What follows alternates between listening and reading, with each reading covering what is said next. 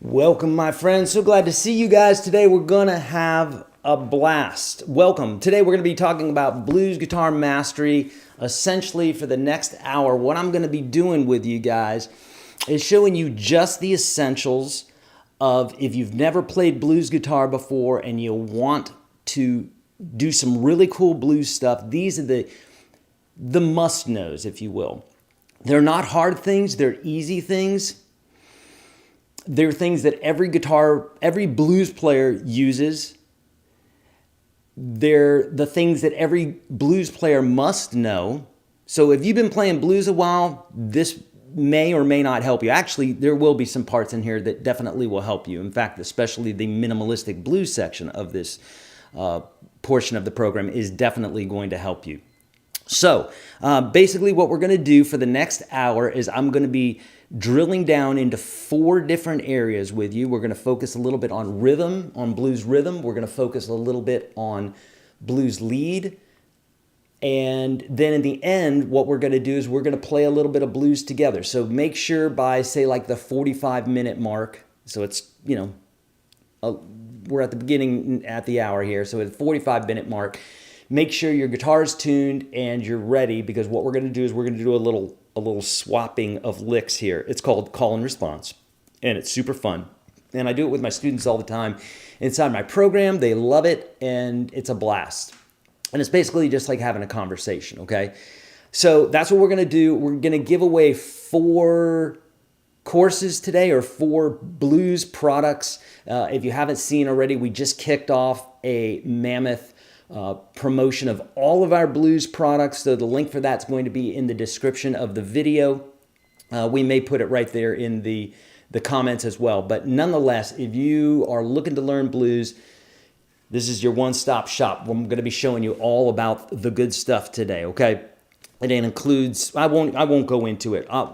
Eventually here, I'll let you guys know. But if you want to check out the promos, click on that link, all right? So welcome, my friends. We have 114 people here at the moment, and we're probably going to have a lot more, so I'm very excited about today. So if you've registered ahead of time as per the links, then you're registered for the broadcast. Also, what I'm going to do is we're also going to award 2 more winners for someone who's posted it on Twitter, or I'm sorry, on, I believe, Instagram and Facebook, okay? But anywhere you can share it, we're going to be giving 2 more courses away. We're going to pick somebody, and we're going to contact you directly via Instagram.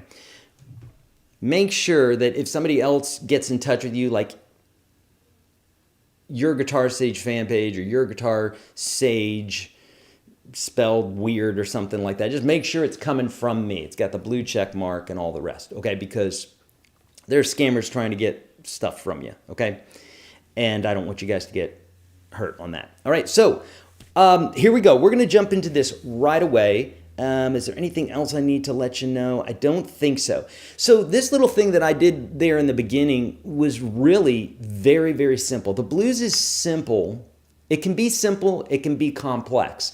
And the difference between the sounds of complex blues and simple blues is not really that much. I love the blues. I've been working with it for decades. I've been playing blues for decades. And it's one of those things that you can keep going down the rabbit hole, but realistically, just simple blues is very easy to play. You can get jazzy with it. You can throw in some other things if that's what you like. I don't particularly love that. I like the blues to be the blues and jazz to be jazz and rock to be rock. I don't like to really fusion them a little bit, which is kind of a Nashville thing, and it's fine, but it's just not what I like. I don't, personal preferences there, right?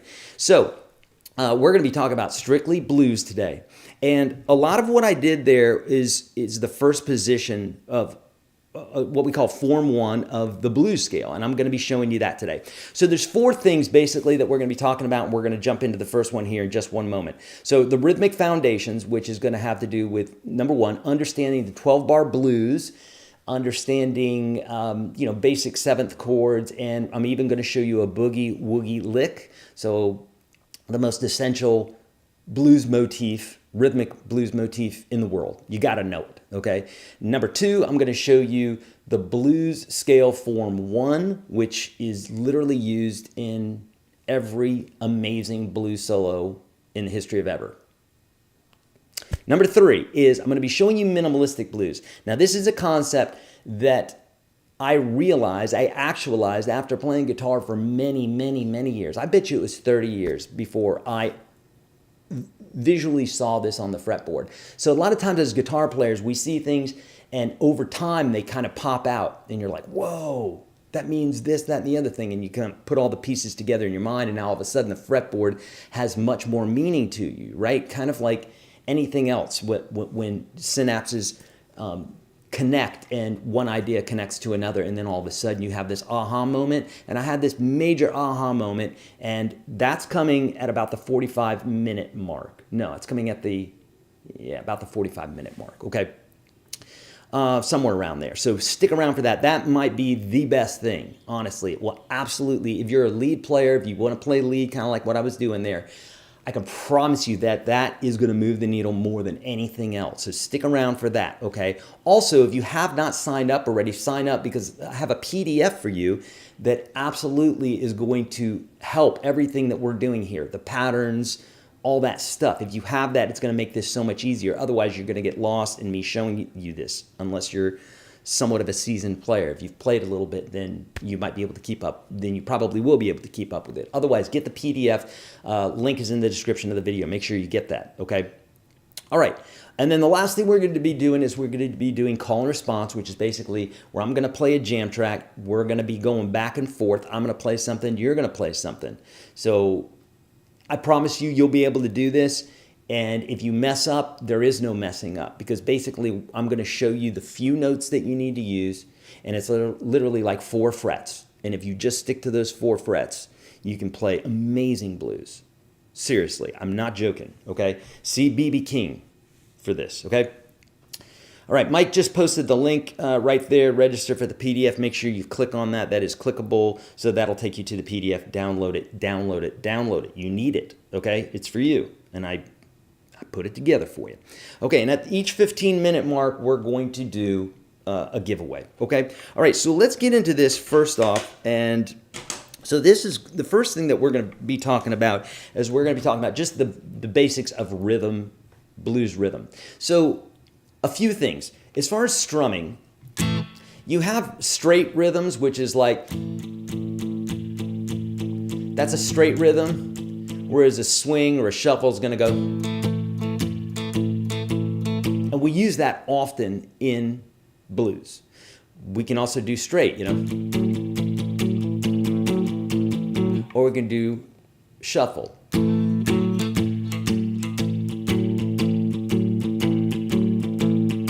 That sort of thing. You can do up and down or just downs. Okay, so those are 2 basic rhythms that we'll be using. But let's talk about the chord progression really quick. I literally will show you something here that you'll be able to play rhythmic blues or blues rhythm guitar in any key. It's so easy if you just understand these 2 things. Again, this 1 hour is dedicated to the things you have to know and the things that are going to move the needle the most. Are there more complex things we could talk about? Absolutely. But why? Right? Pareto's rule. Learn 20% of the right stuff. It will do 80% of the job. And then later on, you can learn the other 80%, which is going to take you 4 times as much, and it's only going to yield 1/4 the amount. So, Pareto's rule, learn the right 20% of the stuff, it will yield 80% of what it is you're going after. And I love that rule, okay? So, 12-bar blues is based off of 12 measures of music, and each bar has a chord represented, just like all music, right? Every measure has a chord represented. Whether there's a chord being played there or not, the melody and everything else represents a chord. And so the 12 bar blues, which I have for you inside of that PDF, is going to make a lot more sense when you see it. But essentially, you have a 1 chord, a 4 chord, and a 5 chord. And we name those notes like 1, 4, and 5 according to the major scale, right? So you guys have heard of the major scale. It goes like this, right? 1, 2, 3, 4, 5, 6, 7, 1. And so if we take the 1 and we base a chord off of that, we're going to have a 7th chord here. And if we go to the 4, 1, 2, 3, 4, then we have a 4 chord. Okay, and that's also a 7th chord usually in blues. And if we go to the 5, 1, 2, 3, 4, 5, then we have another 7th chord there. And together, so in that case, we'd be like 2,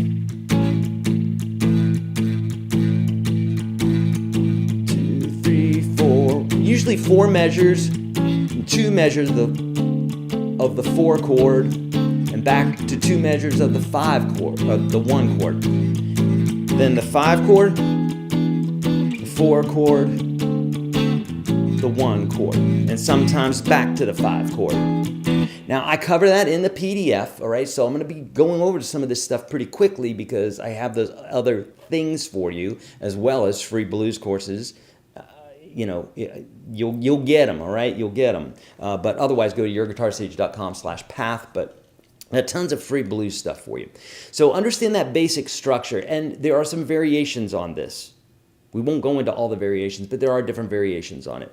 But essentially, it's like, in fact, in the beginning here, you go 1, 4, 1. So that's one variation. So there's different bits that you can do to complicate this more, but they're almost always going to be 7th chords, okay?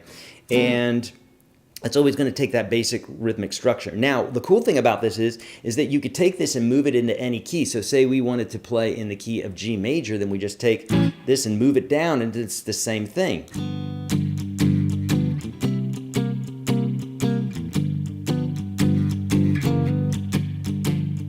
Okay, now if we wanted to make it even cooler, and by the way, we can move this to any key. If we wanted to do this in the key of F.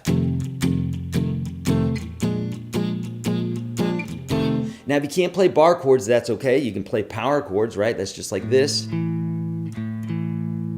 First finger, third finger, right? Power chord. And then a boogie woogie lick adds this pinky here 1 whole step up. So like this. Instead of playing the 7th chord, you can do this.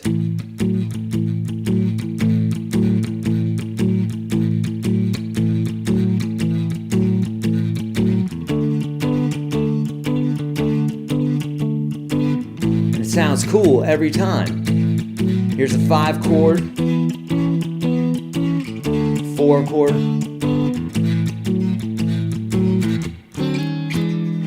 Okay, and all sorts of really cool little things that you can do to make it sound even cooler, you know. Things called, turnarounds, like little things like that, just to doll it up, make it sound really cool.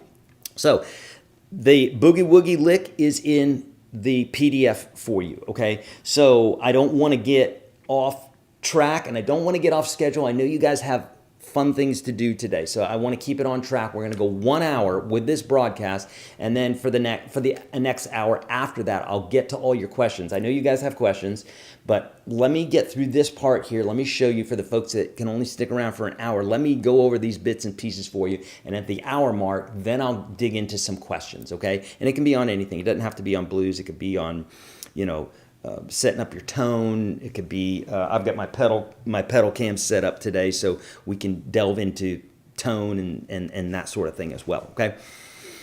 Okay, here we go. Let's do a winner, and then we will keep going with our program, all right? So this is for these winners that I'm going to be doing at the 15-minute mark, 15, 30, 45, and at the hour mark. Those will be folks that have registered, okay? So if you've downloaded the PDF and you've registered, right, you're in the giveaway there.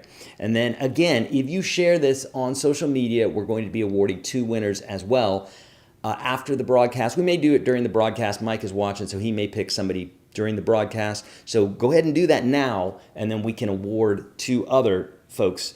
It's hundreds of dollars worth of courses today. Okay, so here we go. Here's our first winner. This is Kevin Ryan. So Kevin, congratulations, my friend. The Blues Rhythm Guitar Mastery course.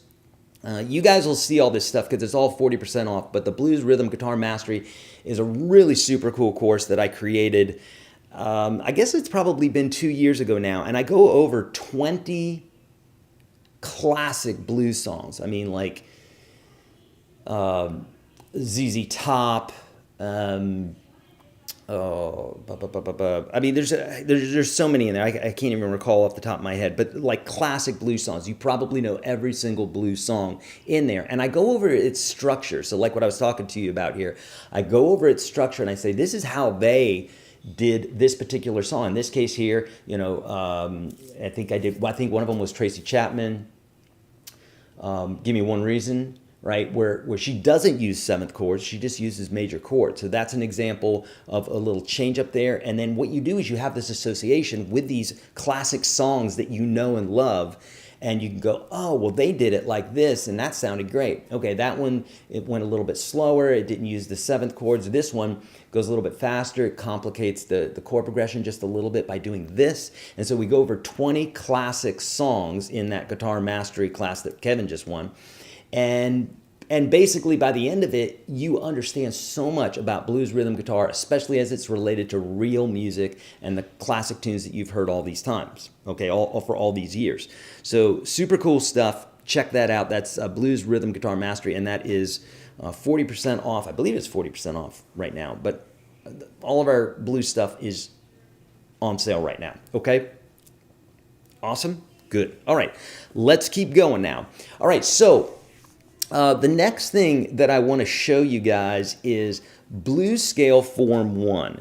And the reason I want to show you Blues Scale Form 1 is you've heard a whole lot of love, you know?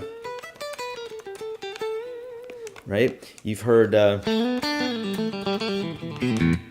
those sorts of licks. That's position 1, both in the open position and the 12th position. I had a social post on the other day where I played Atomic Punk by Van Halen, the Led Zeppelin tune there, Whole Lotta Love, and Roadhouse Blues by The Doors. And it was all in the 12th position. And I did that purposely because I want you to understand that you don't have to complicate the blues. The blues is very, very simple. In fact, if you look at it from a simple standpoint first, you're going to sound so much more intelligent than trying to complicate things. You don't have to play fast. You don't have to play complicated. 5 notes.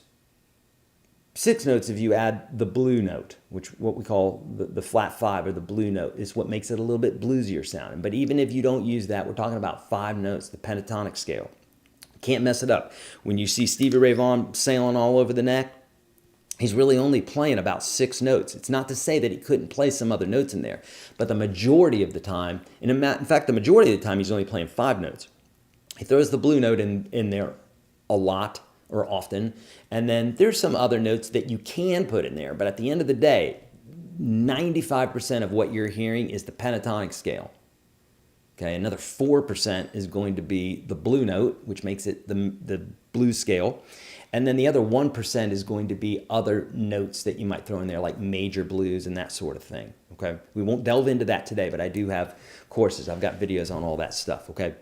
So the blues scale, Form 1, this is the first scale that I learned. It's the first scale that every, blues guitar player learns, and most rock players as well, because so much of rock, I mean, I just named 3 songs there. Those are all rock songs. They're not blues songs. They're rock songs.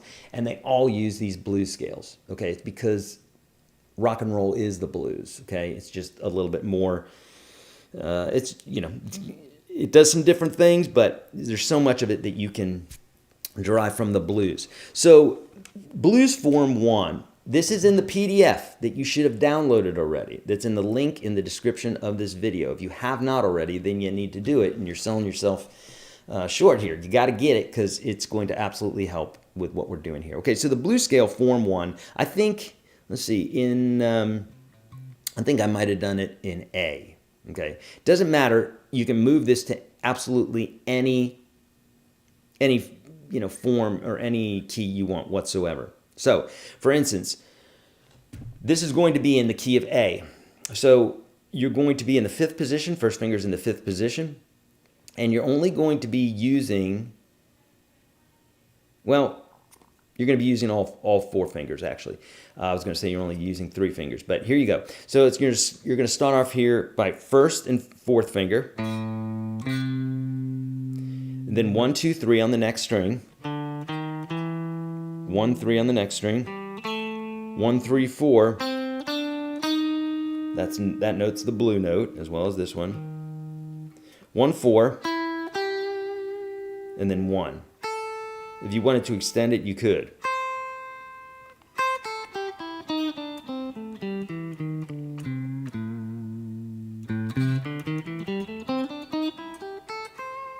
We can extend it up if we wanted to.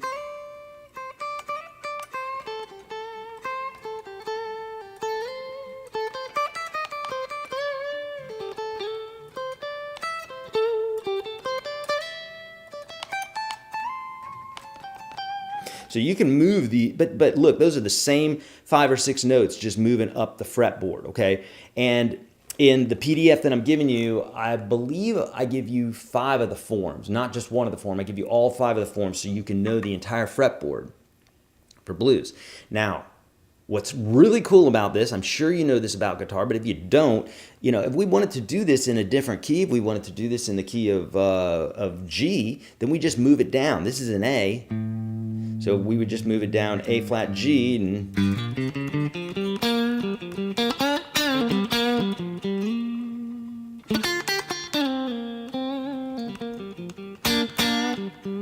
you do some really cool stuff with it. But that's form 1. I did go up here in form 2 a little bit, but because it's hard for me not to, because I love that form. I love that one. I love this one. I love it, love it, love it. It's one of my favorites. Same thing with Jimmy Page. He loved that one. So what's cool about this is if we're in the key of G, it's right there, in the key of A here, in the key of B here, and you just keep moving, and everything moves like a slide rule. You don't have to, if this was piano, you'd have to learn 12 different fingerings. I know this because I went to music college and I was in 2 years of piano. And I know how to play it. I know structurally how it goes, but I can't play it very well because I'm not as passionate about it as I am guitar. But all that being said, when you learn the scales, you're learning 12 different scales. When it comes to guitar, you learn one form, and then you can, you're playing all the different notes in the different keys, but it's the same form. It looks the same every single time. Does that make sense? Okay, so that's blues scale form 1. And, the reason that this is used so much is because there's so much great stuff in it, right? Like I showed you at the beginning here, I did this little thing here with my pedal where I've got this hold function basically, and I can hold that chord out.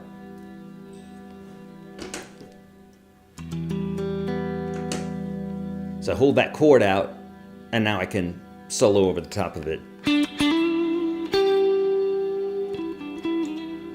So this is form 1.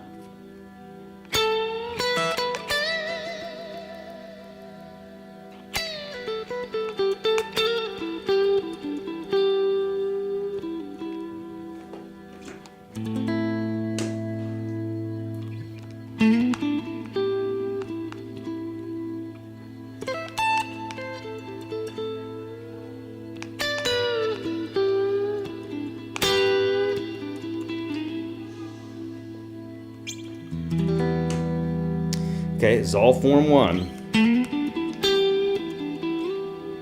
Sliding up to 2 there, but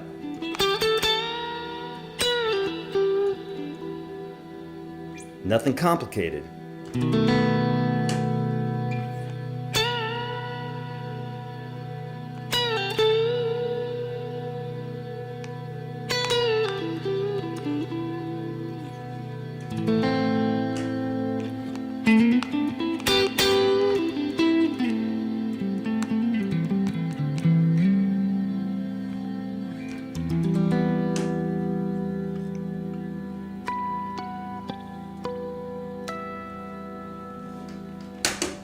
Makes sense? So look, that was all form one. It's not complicated. Now, what does tend to be a little complicated at first is understanding what notes sound like what. Okay, and that will be the next thing that we're going to get into here in just a minute. And in fact, I'm going to go ahead. I said I'll do this at the half-hour mark every time, but I'm probably going to be. I'm going to go into it earlier because there's more that I want to tell you about this next thing. The blues form is the blues form. It is what it is. If you are a carpenter and you need to get nails into a board, it's a hammer. Okay, it's literally a hammer. That's what we're doing with this. Okay, meaning it's a tool. But if you don't know how to use the hammer and you're hitting it with the claw end or you're hitting it with the wooden end, well, then you're just not using it right. So we do need to get to know how to use the hammer. And a skilled carpenter is going to hit a nail differently than someone who knows how to use a hammer but hasn't, is fairly new to it, right? My son with a hammer, he gets right up on the, chokes up on it and he doesn't get any power into it, right? And I'm trying to teach him because it's less accurate if you're holding the bottom end of it. But a carpenter who really knows what they're doing is really going to be able to work great with this very simple tool. Think about the blues form one is a very simple tool, but you could really get to know it well and you can get really, really, really good at it. But this next part that I'm going to show you is one of the ways to get really, really good at it because it's just like a basic understanding of these few notes. That's all it is. And when I show this to you, I can promise you this next part is going to blow your friggin' mind because it still blows my mind. And it took me something like 30 years of playing guitar, delving into, every which, learning from different teachers and reading books and videos and improvising and everything else before this made sense to me. Okay, it was always there, but it made sense to me. Just like when someone shows you something and then all of a sudden you're like, oh my gosh, that's amazing, right? So let's go ahead and do a giveaway, and then we're going to get into the minimalistic blues part. Okay. All right, so this is our winner number 2. These are for the folks that have registered to download the PDF. We've got 4 winners. We're going to do one now, and then one at the 45-minute mark, and then again at the end of the hour. And then for anybody who tweets this out, or for anybody who puts this up to social media, we're going to pick 2 winners. Either Mike's going to do that during the hour. We're going to get in touch with you, or it's going to be after. But do it now in case we do it now. Okay, I'm not sure what Mike has planned there. He's helping me on the back end here doing this stuff, okay? As he does always. He's amazing. All right, so winner 2 is, oops, I did that wrong. Hang in there. Winner 2 is, boom, Gary Bardell.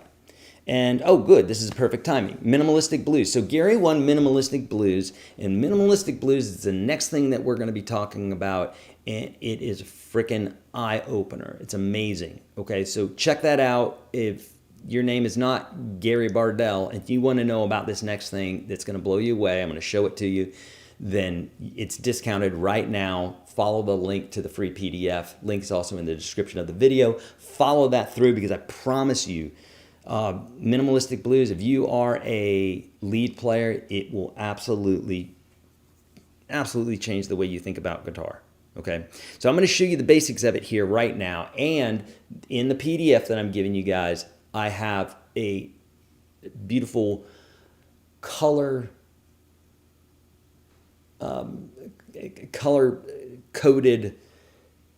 understanding of what the minimalistic blues is. Okay, it's a basic image, but it will absolutely help you to understand this. Okay, so remember when we play a scale on the guitar or anything for that matter, we have replications, right, of our notes. So what I mean by that is this is an E, this is an E, this is an E, this is an E, this is a, go way up there. So we got 1, 2, 3, 4, and then if we want to bend that one, we got 5. So we have 5 octaves, meaning the scale keeps repeating, right?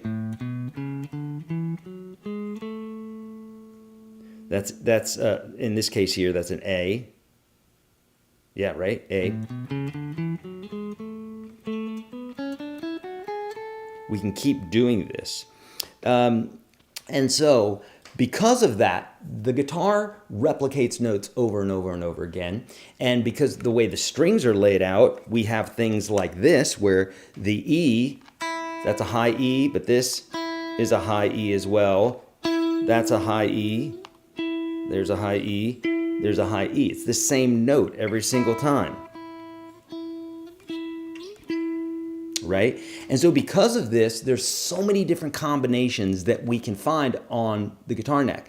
But if we take that concept out of it, you're really only talking about 5 notes. So track with me here for a minute, because right now, if you're having issues with improvisation, if you're having issues with lead, blues lead, if you're getting lost on the neck, if you don't know what to play, if it all sounds like a scale to you and it doesn't sound like speaking, it's because of this, and this will unravel it for you. I can promise you, if you listen and if you apply this stuff, it will absolutely get you to be phrasing and speaking with your guitar instead of playing through scales.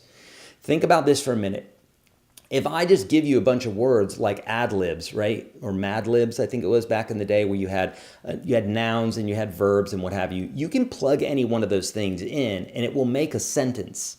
But usually the sentences kind of sounded goofy, right? Because you'd have an adjective that didn't really describe the noun right, and then you have the noun that doesn't really apply to the verb. And so, yeah, technically you've got this weird sentence and it works because it's got verbs and all the rest, but it doesn't make any common sense, which makes them mad, right? Which makes them crazy. Which it's kind of a fun little experiment to do, but at the end of the day, we don't want to do that with our guitar playing. What we want to do is we want to sound intelligent. And in order to sound intelligent, what we need to do is we need to know what notes sound like what and when and where to use them. And it's not nearly as complicated as you think. Okay, so what I'm going to do is I'm going to show you this concept. Now, first off, let me go over this. I showed you how the one note repeats all over the neck, right?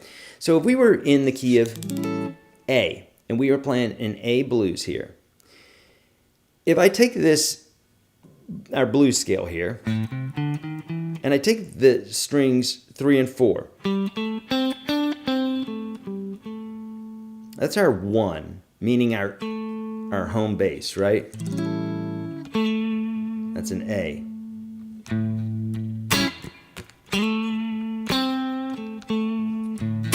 Right? That 1 sounds good, and we want to rest on it. These other notes here, if we just think about that kind of as a phrase, this is the minor third, and we could bend that guy just a little bit. Now, these are little concepts that I'm showing you that are universal for everything that I'm going to show you. Absolutely universal. So this is our flat 3. It always likes to be bent just a little bit before playing the 1.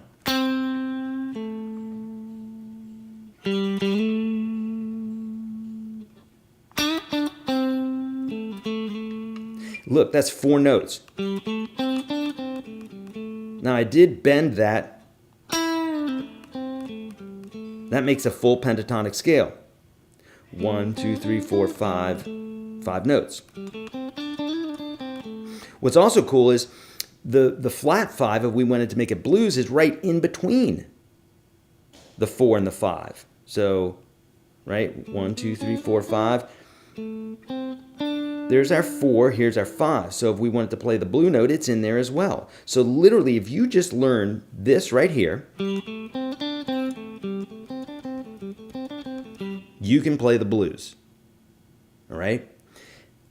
Here's our flat note, our flat 5.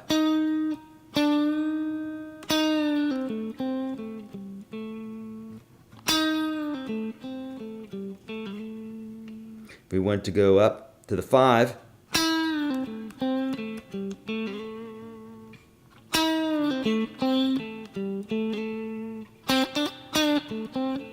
now, what's fascinating about this is this little form right here. Now, this is true for every single little pattern on the neck. This is universally true. It doesn't have to be blues. It doesn't have to be It doesn't have to be blues.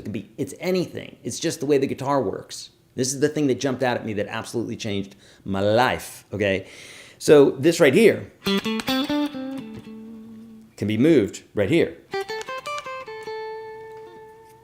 And I have this in that PDF under the minimalistic blues part, and it will absolutely jump out at you, okay? So this right here,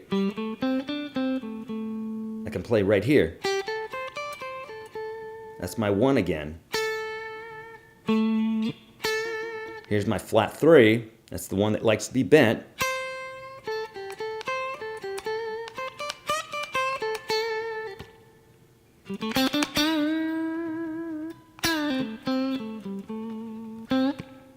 Right? And I can also move it down here and do the same thing.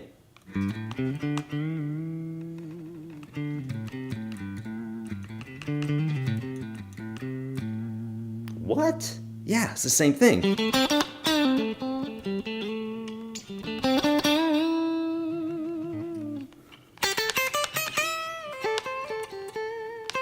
Now, check this out.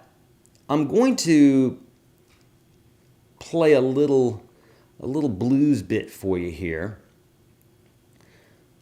And I'm just going to use, so we're using form 1, right? We're taking that one little bit out of form 1, but we're going to move it up here, and we're going to move it down here, and we're going to play all 3 of them. But what I want you to understand is, first I'm just going to play one form for just a little bit, because I want you to understand that 4 frets, this is not BS, it's absolutely truth. Watch B.B. King. This is what he does. He plays a couple other notes here and there, but it's real simple stuff. And he's known as the king of the blues, right? So you gotta understand this. It's gonna change it for you. So I'm gonna play it at this top position here, but then I'm gonna move it down here, and then I'm gonna move it down here, and just understand it's the same notes, different octaves. So but because of the change of octaves, it sounds really cool. Okay, so let's do this. I got a little blues track here for you.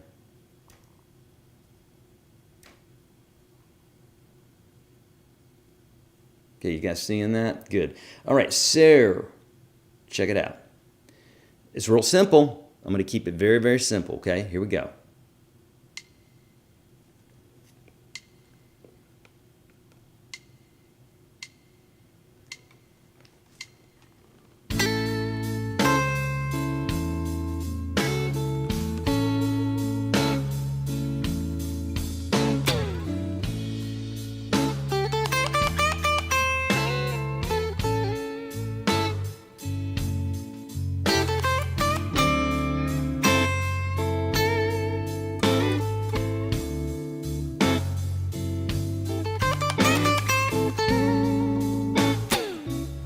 Simple. Take a break, you know?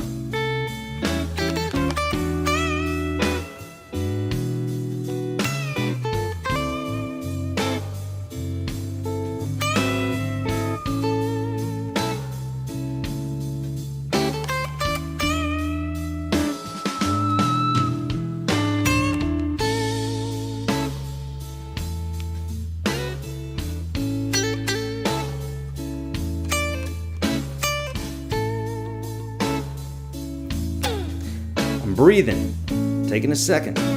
You don't have to play every note.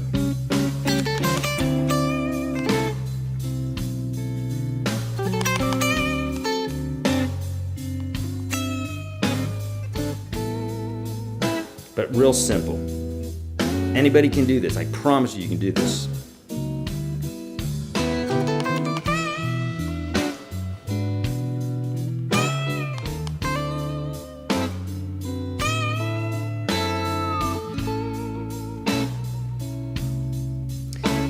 Now, I'm going to bring it down, same exact thing. Watch this.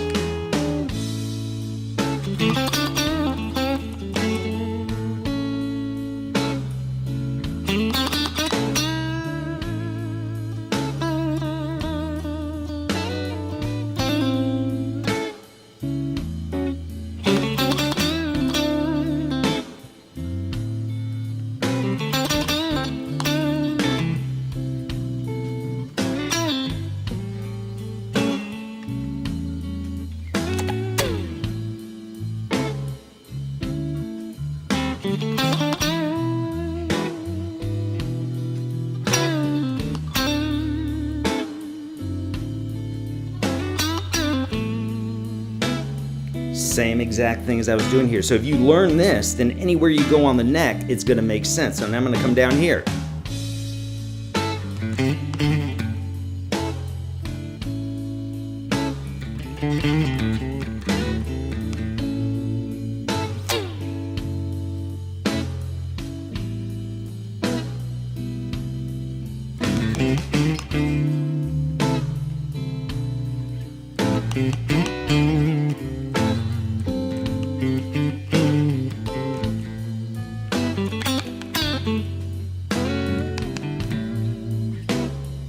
Coming back up here.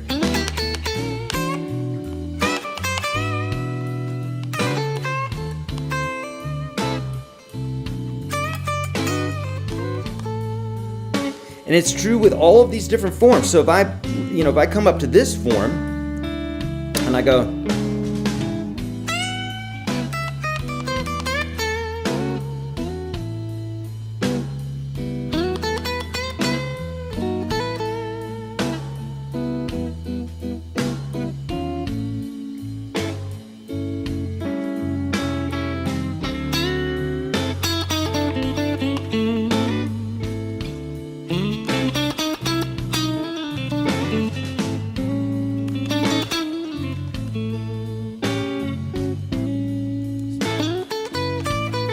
same stuff every time, man. Every time. All right. So let me get back here for you guys. All right. So does this make sense? Whatever we do on string sets 1 and 2, it repeats on string sets 3 and 4, and same thing on 5 and 6. Now, it does it in other ways as well, but for it to do it exactly the way you play the same lick here, you play the same lick here, you play the same lick here, that has to be done on string sets 1 and 2, 3 and 4, 5 and 6. And it's true for any key, in any genre, any scale, any riff, anything. That's just the math of the guitar. Dear Lord, if you just took that and ran with it, you could do so much with that idea. I can promise you, okay? So now that's what minimalistic blues is in a nutshell. And that's just a little name that I came up with because to me, you're playing in a very minimalistic way. I wanted this to be very approachable and in a way to where if you can understand it on one part of the neck, you can understand it in every part of the neck, okay? Now, how do you know what notes to play, like in regards to what I was doing there? You know, how do you know that? Well, that you have to whittle a little bit, right? It's like anything else. If you want to be good at painting, you need to paint. You can't just like learn about painting, watch a video on YouTube, and then boom, you're going to do it. Your hand has to do it, and it has to mess up some. Same thing with clay. If you're working with clay, if you're sculpting, you can watch a ton of YouTube videos. That'll save you a ton of time, right? Take courses and everything else. But eventually you need to pick up the clay because you don't know how it feels, and it's different to just be in your brain. It's another thing to actually do it in your hand, right? So same thing with playing. You have to get in there. You got to get dirty. And that's where you're going to apply the things that we're doing, and then it's going to start making sense, and then it's going to become intuitive. It's going to be part of you, just like speaking, right? Listen, I can tell you, the only people that don't understand this, I hate it for them, is they don't get to see the fruition of it. But just like you learned to speak, you couldn't speak once upon a time. I will argue to the day I'm dead about this. It's that anybody can do this. You can do this, I promise you. Just like learning to speak, learning to type, learning to drive a car, learning to use an iPad, using whatever, it doesn't matter. Every single thing that you do today, you once couldn't do, except for basic bodily functions, you know, crying and peeing and pooping and all the rest. That stuff, yeah, you did that as a baby. That's real natural stuff. But other than maybe like 5 things, breathing and stuff like that, every single thing else you learned in life and you couldn't do before you learned it, okay?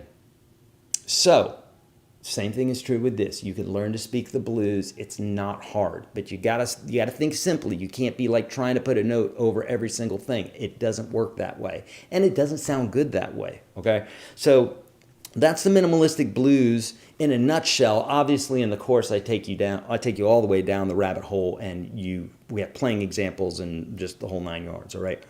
All right, so let's do another giveaway here, and then we will go into the call and response. So now, go ahead and get your guitars tuned up. If you haven't downloaded the PDF already, do that, because all the stuff that I'm telling you about here, I've got it illustrated for you, and I have descriptions and more knowledge there for you. So you definitely want to get that. And then that registered for, these are folks that registered earlier, and we're rewarding them. But if you're just joining us now, and or your name hasn't been called or isn't called for these 4 winners, then you can still win again. Just make sure that you post this to social media, share it, as they say, and then we're going to pick 2 more winners from that set of folks. Okay, so here we go. Here's winner 3. This is Robert Chuda. Robert Chuda at the Blues Lead for Beginners course. And this is a lead guitar course that is for beginners. If your name's not Robert Chuda and you want this, follow the link that's in the description of the video. Take you to the PDF, take you to all the discounts and everything. I believe we're doing 40% off of all of our blues stuff right now, so check that out. But the Blues Lead for Beginners is going to cover much of the stuff that we're touching on today, but it's going to really go down the rabbit hole, and you're really going to understand this in a way that is quite profound. You're going to be able to speak the blues, okay? So, Robert, congratulations, my friend. Beautiful. All right, so your guitar should be tuned up, okay? Because what we're going to do next is we're going to do call and response, which is basically just bringing it all together, okay? This is where I play something, you play something. I play something, you play something. It's called trading bars. That's another name. And call and response is an old style of music, and it's been used in all sorts of music. But basically, it's where somebody says something and then somebody answers it back. Sometimes it could be a choir of people, like in church and that sort of thing, or it could be one instrument and then another instrument, or it can be 2 guitars or 2 keyboards. It's almost like this duel, not even so much a duel. A duel sounds like they're fighting. It can be, if you want it to be that way. You obviously could play that way, where you're kind of competing against each other. But realistically, it's a conversation. So, you could have an argumentative conversation where each person's trying to outdo the other or make the other one look bad, or a rap battle or something like that. But you can also have just an intelligent conversation. And that's, call and response is essentially a conversation. And you could do call and response too with just yourself. You could play the call and then play the response. So I'm going to give you an example of this. George likes this. Call and response is the best. Yes, indeed. Indeed, George, thank you. So we're going to do this. Tune your guitar. We're going to be playing in the key of A. If you don't have the PDF, get the PDF and look at Form 1. We're going to be doing, if it's not in the 5th position, we'll be doing it in the 5th position. Form 1, super easy. Make sure your guitar's in tune, and that's the form that we're going to be using. And in fact, I tell you what, you could also look at the minimalistic blues, because we're not, I tell you what, let's do that. We're not going to do Form 1. We're going to use a portion of Form 1. So at one point we'll be in there, but then we're also going to be in some of the other forms. But we're not even thinking of the different forms. What we're going to be thinking is minimalistic blues, and we're just going to be thinking about that little tiny section of the neck, because if you can get this down, which you can, then you'll be able to play the blues. And so essentially with call and response is, I'm going to play something, you're going to get the zoom of my hands, and the only thing you're going to use is your ears and your eyes. But Eric, I need the tab. No, you don't. If you use the tab, it's going to keep you from getting the good stuff. It's kind of like if when you were a little kid, you liked the books to be read to you. Well, do you still have mommy and daddy read the books to you? No, of course not. Now you read by yourself, okay? Or in the beginning, maybe your mom and dad were helping you write or something like that, and they had your hand. Do you need that now when you sign a check at the bank? No, right? You do it yourself because you learned how to do that. And as soon as you take the training wheels off, then you become independent. But if you keep the training wheels on, if you always have someone looking over your shoulder, always doing this, you're never going to get it. So you have to become independent. It engages a part of your brain that's not engaged when the training wheels are on. Understand? So call and response, you're using your eyes, you're using your ears. We're going to keep it super simple, and you're just going to give it your best effort. And what that means is the motif, like the rhythm of it, you're just using the faculties that you have. Eyes, ears, and that's it. And if you mess up, it's no big deal. No one's going to die. And guess what? If you're staying within the scale, which is super easy because it's literally just, that's all it is, 4 notes. You can't mess up. And it's fingers 1 and 3. So we're not even using fingers 2 and 4. You can't mess up. If you play something different than what I'm doing, that's realistically call and response is not copying the exact thing. It can be.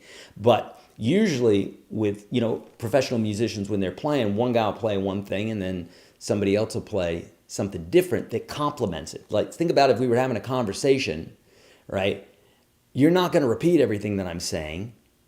You're going to add to it. So if we're talking about something and we're trying to get to the truth, or we're trying to expand on an idea, we're going to add to each other, right? Just like good comedic improvisation, right? You keep going.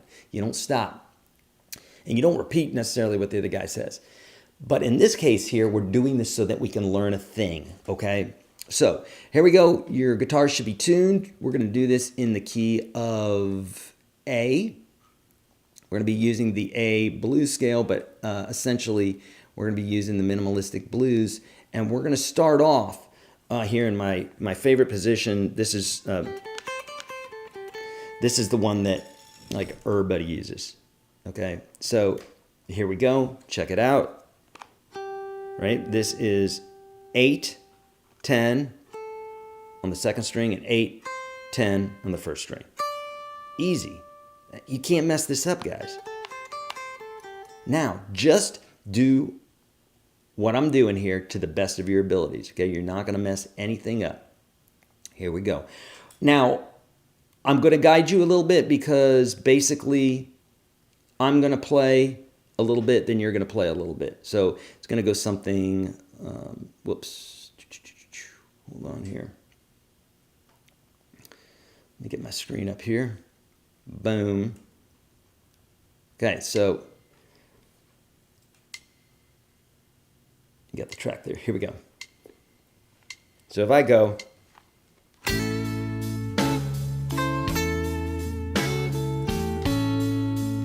then you're going to play same thing.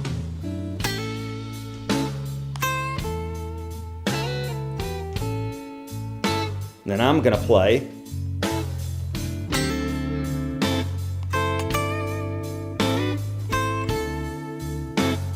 Then you're going to play.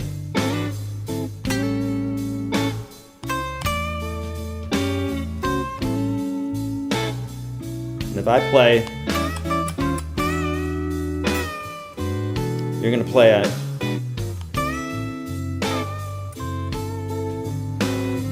that sort of thing. Actually, I cut that one short. So here we go. I'm going to play the first one. You're going to copy me. Ready? Here we go. Super easy.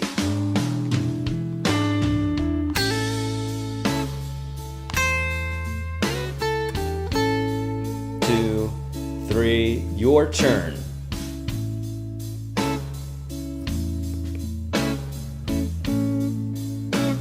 I'm going to repeat it.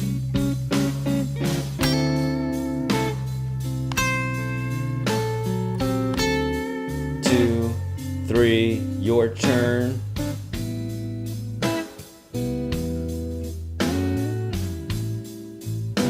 And if I play this,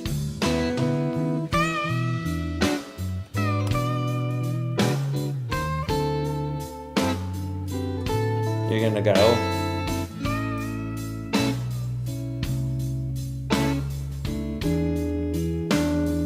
Here we go.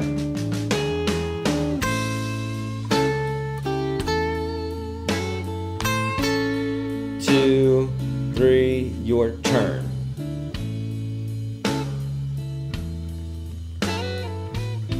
There's no wrong notes.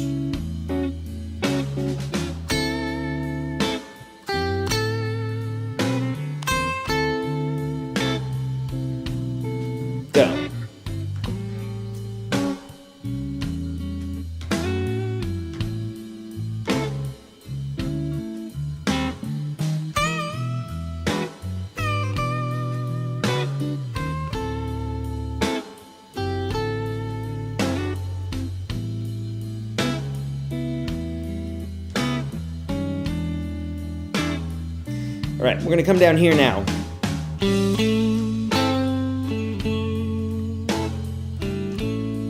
We're coming back here to the 1 a lot. Here's your turn.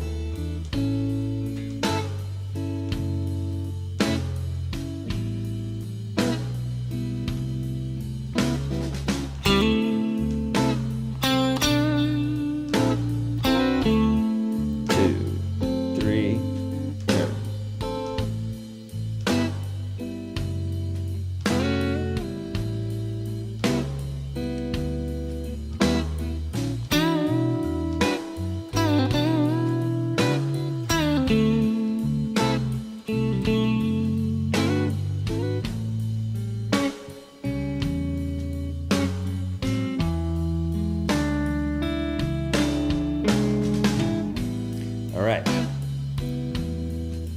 Now,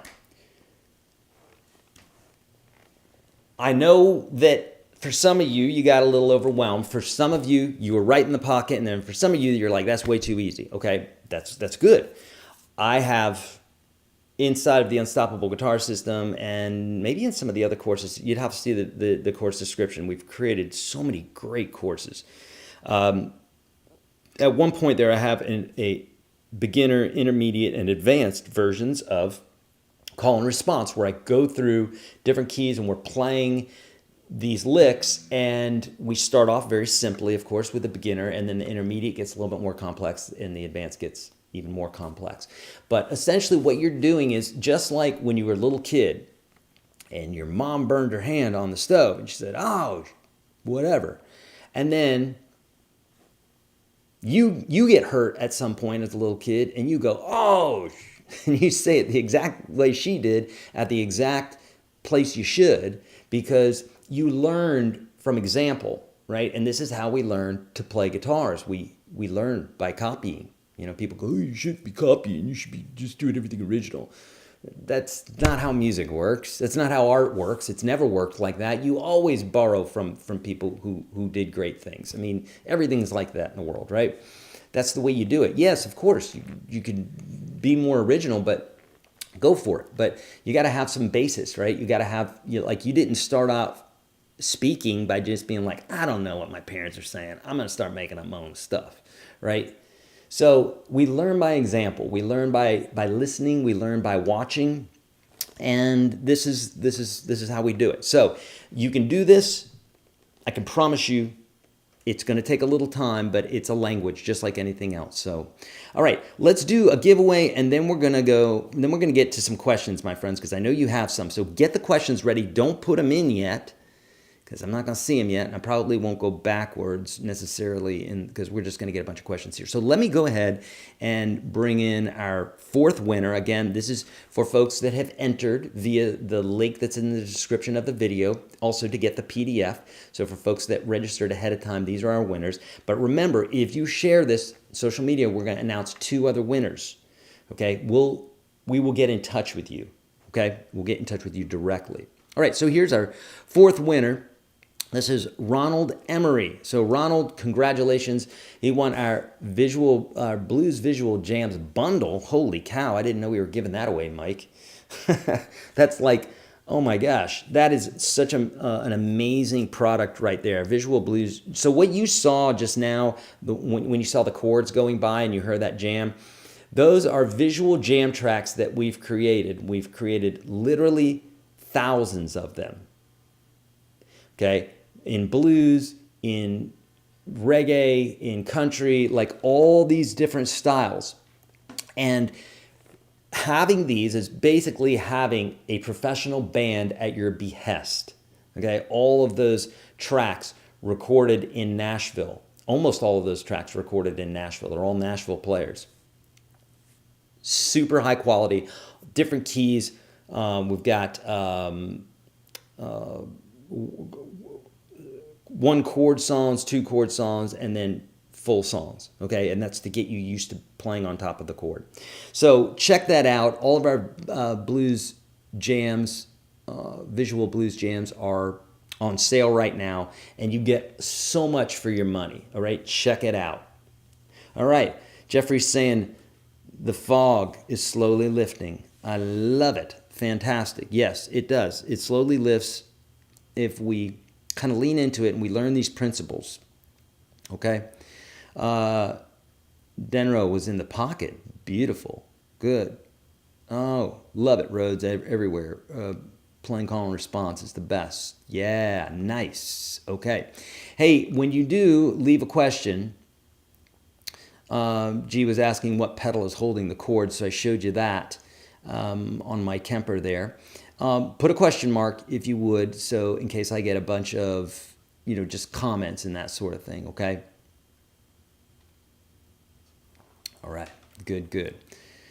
There was a technical question here. Thanks for this, Mike. Yeah, 40% off of all the courses, so that's including the jams and everything else, okay?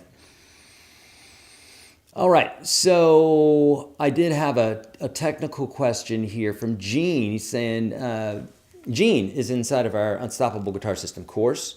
I saw him just yesterday or Thursday. We did a live at 8 p.m. for just our inner core folks. So he's saying, learning the 12-bar blues pattern, especially how the 4 chord or the 5 chord, 5/7 resolves back to the 1 instead of the diminished chord. Yes, it does. We don't use the diminished chord in blues. Hardly ever. I mean, in jazz blues, sure, you could use it, but you just don't use it. It's not a thing. In straight up blues, it's not. Okay? All right. I went all the way back to the beginning of the thread here, so if you do have a question, I would have seen it, okay? All right. Any questions that you guys have here, let me know. Whether it's blues, whether it's what I'm doing with the pedal board here, the tones and stuff that I'm using here. I'm using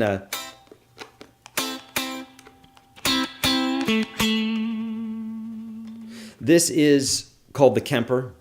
Right here, while I'm waiting for a question, I'll just kind of let you know how I'm coming up with my tone and what have you. This is my 1965 Strat. It's all original. It's beautiful. I love it. Always wanted one of these. And this is a pre-CBS. So in 1965, CBS purchased Fender, and their quality went down.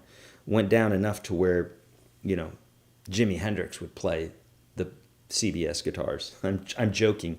But with guitar aficionados, folks like to get pre-1965 because CBS bought Fender in 1965, and they started jacking with some things. That being said, this, even though it's a 1965, really it has all the parts of 1964. It was built in February 1965, and it still had all of the pre-CBS parts on it. So I got the best of both worlds in that I got a 65 price on it, but realistically it's the same quality as a 64, and that's what Strat aficionados love is 64 or earlier. So that's the basic tone there. And I'm using my Kemper here, and I'm playing through basically a Fender Blues Masters, the basic tone there with a spring reverb, as you can hear.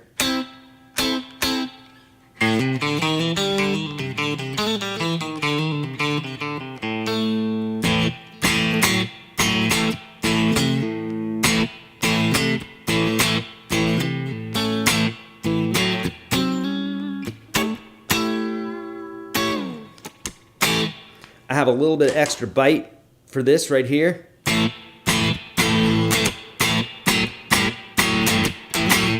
Okay, and then I also have my tube screamer.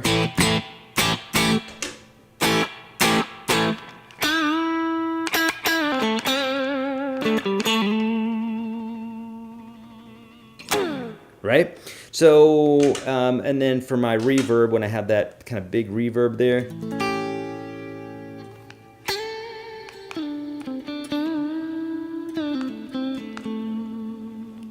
And if I press this guy here, I can play a chord and hold it out. And then I can solo over the top of it.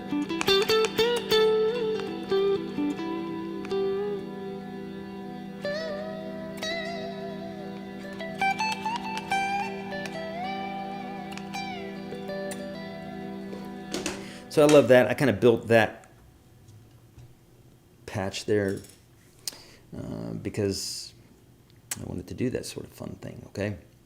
All right, so Dean is saying, can you describe the note? Can you describe which notes on accompanying strings, say 2 and 3, within these blues forms sound good as double stops in moving down the neck between solos? Is there a general rule? Yeah, let's talk about that. That's a great question, Dean. So, okay, so first off, let's define what a double stop is. A double stop is when we play 2 notes at a time. So when you hear like,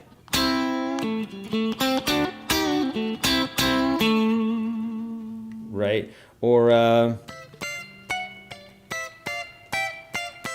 yeah.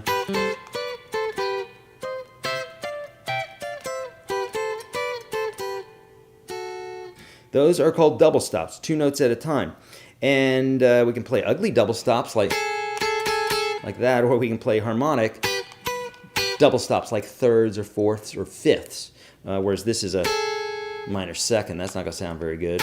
Even a major second, not going to sound super good. So like a third, minor third, major third, fourth, fifth.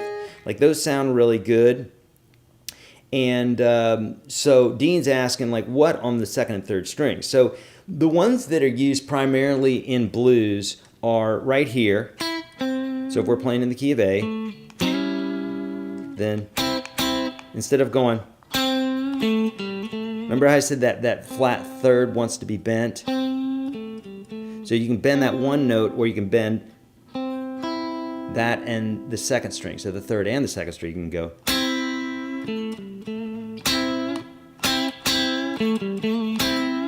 Pretty cool. And then right here, at the 7th fret,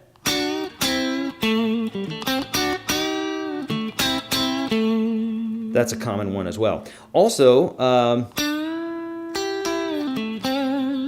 right there, so I'm bending up the 7th fret, and then I'm hitting this guy with my pinky.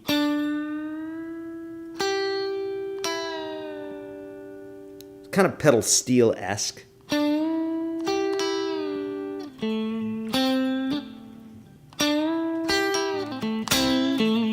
That's using a couple of them. So what we're doing by bending this note up is playing a minor third interval.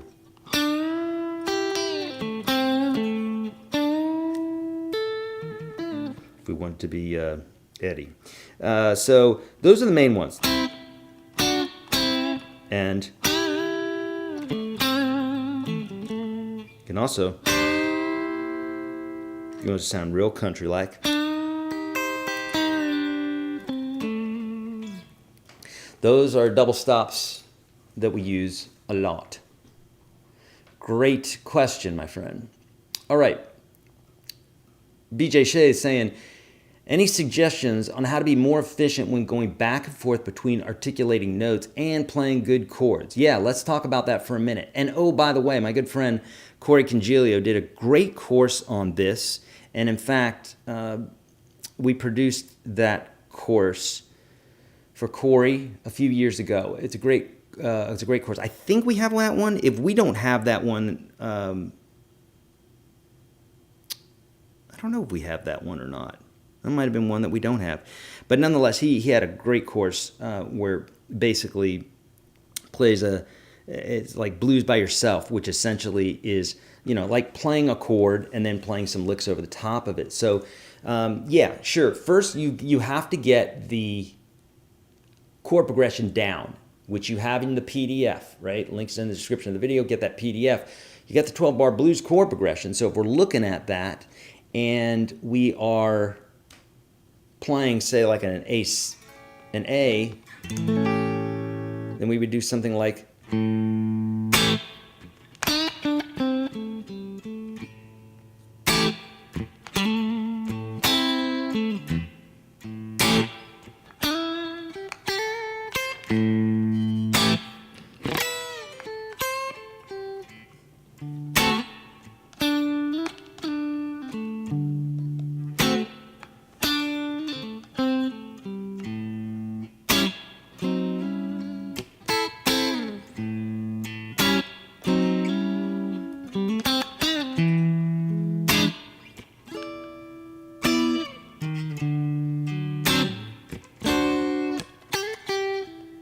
you know, that sort of thing.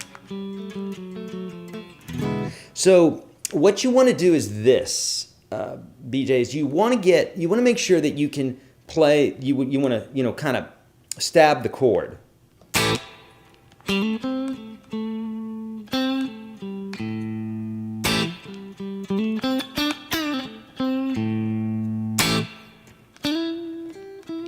So I would start off with just playing the A and just get used to, you know, doing that.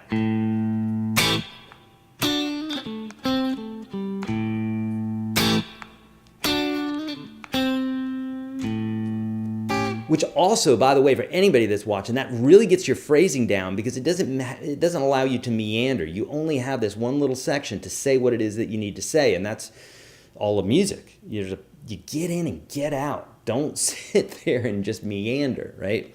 So that's a great technique for really just getting good at phrasing. And then you could bring in the full progression.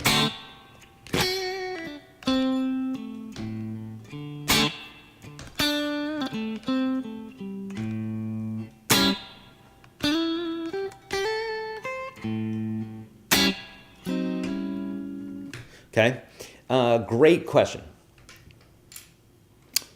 All right, Dean is saying, trying to use double stops to move from one chord to another are difficult for me. Is 1, 4, 5 or 1, 3, 4 a guide?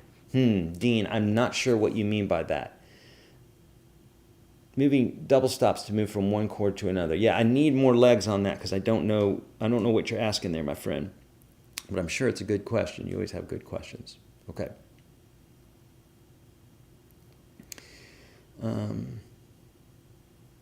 Bill. WTF. Yes, those are my initials. William something Fraser. Okay, good. I'm currently taking one of your blues courses. This was great insight. Beautiful, Bill. Awesome. Thank you so much. Love it. Thank you, Denro. Okay, so I'm still looking for your questions here, but we're going to keep talking about tone here, okay? But I'm here. Any questions that you have, guitar or otherwise, I'm going to be with you for, you know, probably 45 minutes here. I want to get any questions that you guys have answered. Questions about the courses, questions about whatever. Oh, by the way, if you have any guitar questions, you got to go to YourGuitarSage.com, because now we have programmed an AI agent. If you've never worked with AI, then my gosh, you are in for loads of fun, loads of guitar fun. And if you have worked with AI, you're still in for loads of guitar fun. We've built two agents. One is not within our courses. It's not as robust as the one that's in our courses. The one that's in our courses is insane. We've built it upon all my books, my videos, and the general universal truths of music and guitar, and it is so powerful. It's bonkers. And you ask it the questions, musical questions, guitar questions, and it will answer those questions immediately and robustly, and it's insane. Okay, so definitely if you're within the courses, check out the bottom right-hand corner of the screen. If you're on YourGuitarSage.com, check out the bottom right-hand corner of the screen. You'll see a little orb there. Click on that. Ask your questions, musical or guitar questions, or about the courses. If you need some guidance on the course or want to know about our money-back guarantee or anything like that, that's where you're going to find that information, okay? So check that out, okay? Okay, here we go. So Rick is saying, what chords are you playing as the slash tone? What chords are you playing as the slash tone? You're going to have to give me some more legs on that, Rick. I'm not sure what you mean by that. What chords am I playing as the slash tone? Is this the slash tone? Do you mean slash like the guitar player? Yeah, the chords that I'm playing are A7, D7, and E7. So, oh, because I said stab, that's probably what you mean, slash chords, right? So A7, this is all covered in the PDF, Rick, that you guys have access to. Links in the description of the video. And I have the 12-bar blues written out there for you, and I think maybe even a description of it. But essentially it's A7, D7, E7. So A7,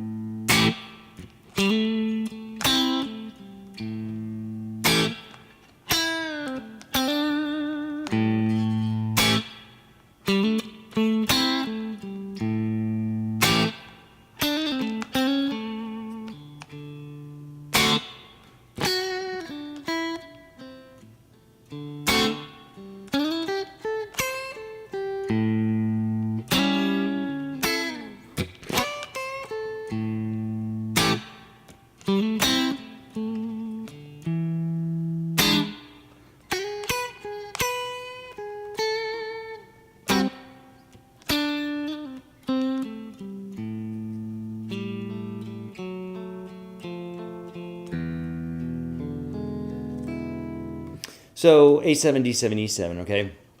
And you can see, you can play these chords in different places in the neck. I kind of got lost in one of my licks there and didn't play the right chord. But you can, play different forms of the same chord. Those are A7th chords, and then my D7s.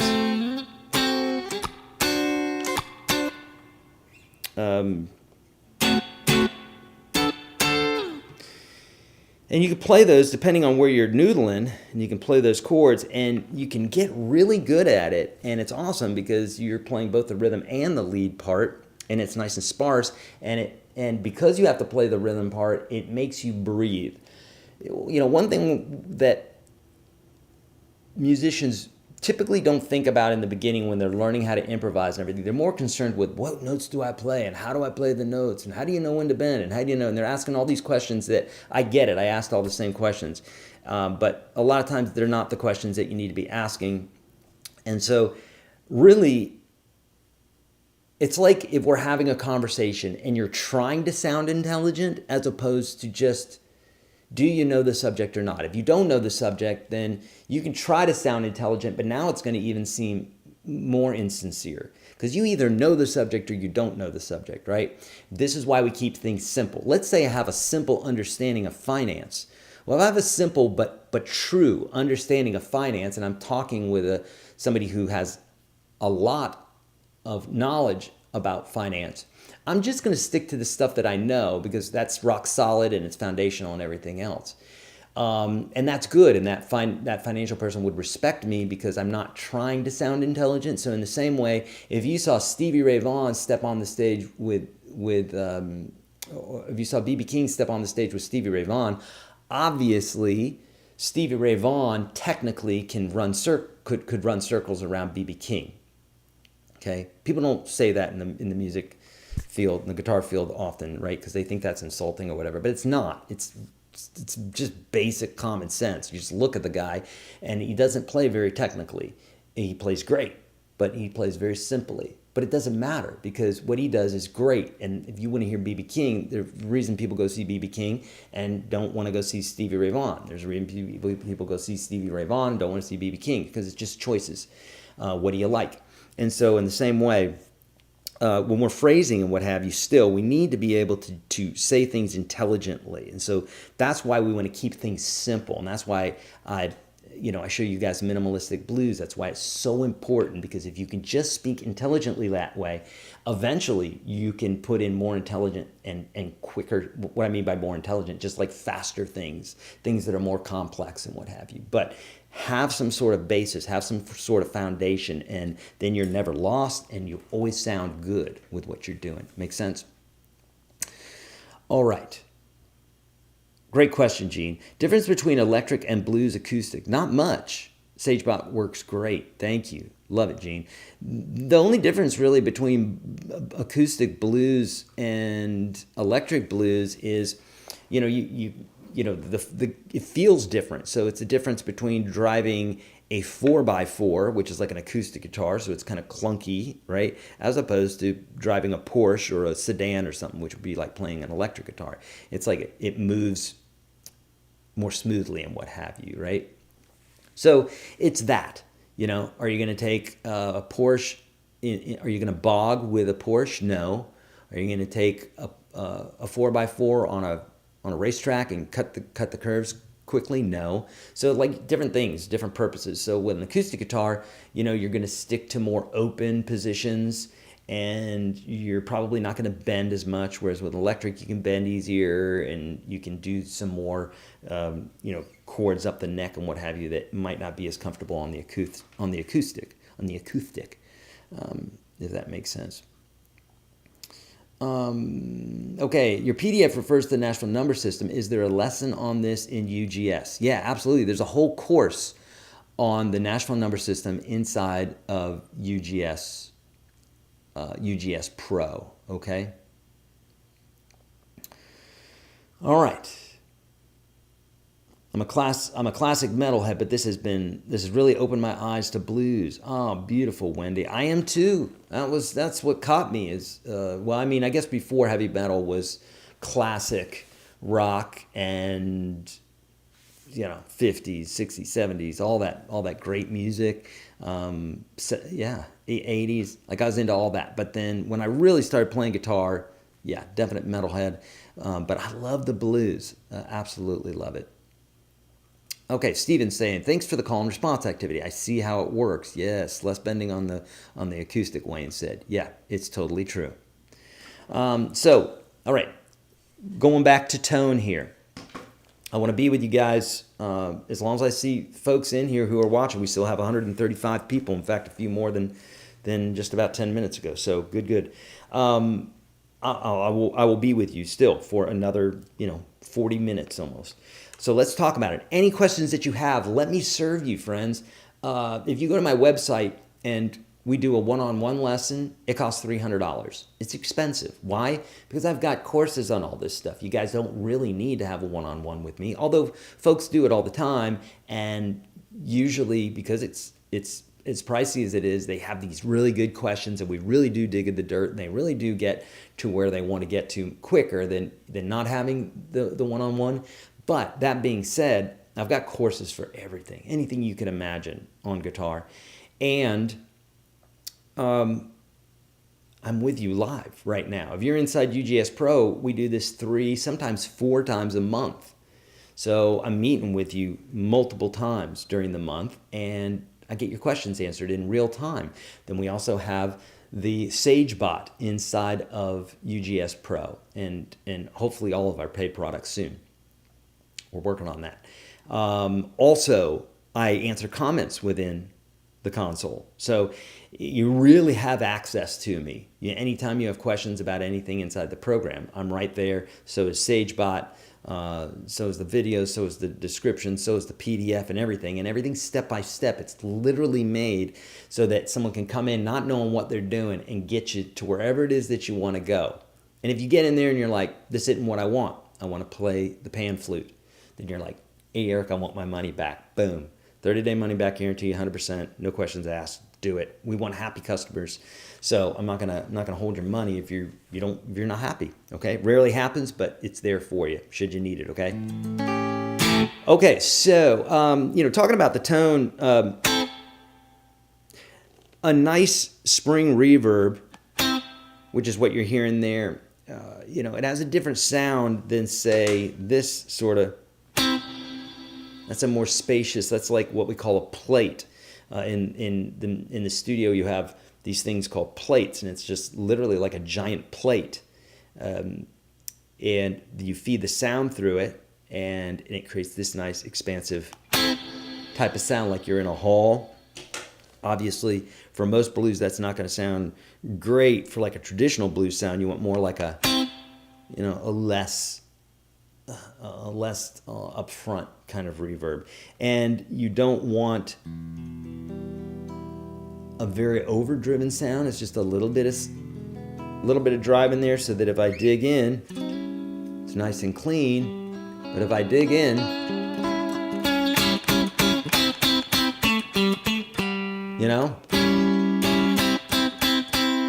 make sense? Okay, good.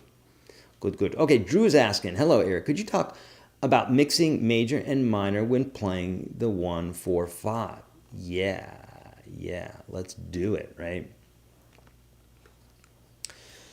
So, let's think about this for a minute. The blues scale is the 1, the flat 3, which is interesting because we're playing over a major chord progression, and the scale should not work. It just shouldn't work, but it does. And that's partially what makes it so cool, is that that's what makes it bluesy, okay? So let's analyze this for a minute. For those that are interested in playing major blues, let's check this out, and let's analyze this a little bit, right? Here's the major scale. You know this, okay? If you don't, you should know it. It's what I call the ruler when it comes to music, because everything is based off of the major scale. Everything in minor keys, all the jazz modes, you know, 99.999% of all the songs that you've ever heard in the history of ever are based off of diatonic harmony, and diatonic harmony is based off of the major scale. Chords, it's where we get our chords from, everything else. So all that being said, we use the major scale as our de facto measuring stick for identifying numbers and what we call intervals. Intervals are distances between notes. So 1, 2, 3, 4, 5, 6, 7, 1. Those are our standard notes right there. And so we compare everything according to that. So like if we go to a 1, 2, 3, so this note would be a flat 3. Okay. If we go 1, 2, 3, 4, 5, we want to fly in the flat 5. It's a half step behind the 5. If we want to play the chords right here, we can play a sharp 4, then it's a half step above it. Sharp 4, flat 5, same note, also known as the tritone. So that's just so you understand when we're talking about notes like a 1, 3, and a 5. You know, the 1, 3, and 5 make the major chord. A 1, flat 3, 5 make a minor chord, and so on and so forth. So when we're talking about the minor scale, the blues, minor blues scale, we're talking about a 1, a flat 3, a 4, flat 5, a 5, a flat 7, and then we're back to our 1. So if we just analyze the major scale, we have the 1 in there, we've got the 4, we got the 5. Instead of the 7, we use the flat 7. So realistically, if we're going to play major blues, we need to have a 3 in there. So that's one note that we need in there. We need a 2, major 2, and a 6. So the 2, the 3, and the 6 from the major scale would make it major blues. Okay, so you can think, okay, well, I'm going to just use. So there's a little trick with blues in that if we're playing A, you know, let me show you this. If I just do like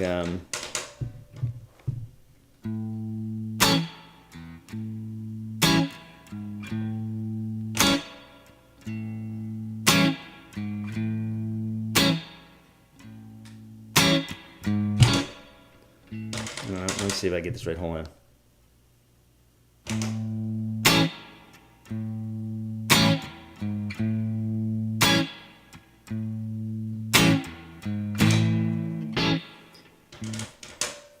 Sorry, I'm having a hard time with my foot pedal here. The way I've got the camera set over here, I can't get to my looper very well. Long story short, okay, so if we do this, right, and we've got our minor blues, we can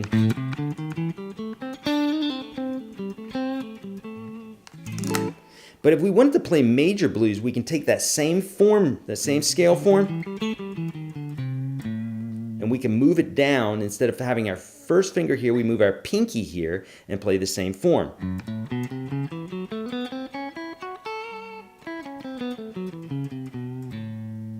And what happens is,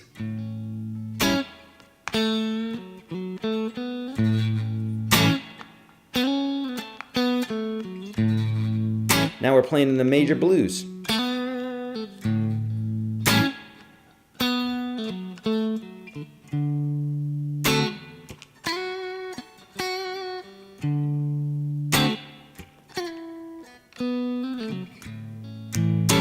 Okay, I don't use major blues very often. I use it a little bit, but I definitely don't use it in this context. But we could. So if you wanted to play in major blues, you take all the forms that I give you in that PDF, and you move them down to where you basically move it down 3 half steps. Every single form just moves down 3 half steps, and then you're playing in major blues. What? Yeah, it just works out that way, and it's really cool. So you can think that way. I don't think that way as much. What I think about is I think about intervals more like, well, I want this to sound a little bit more major blues.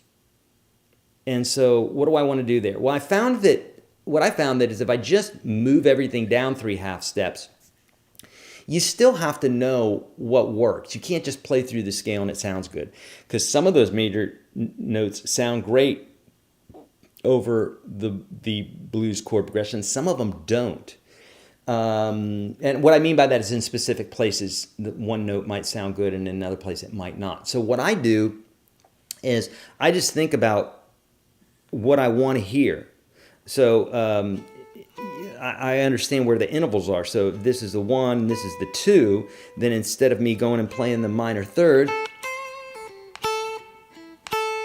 I might go.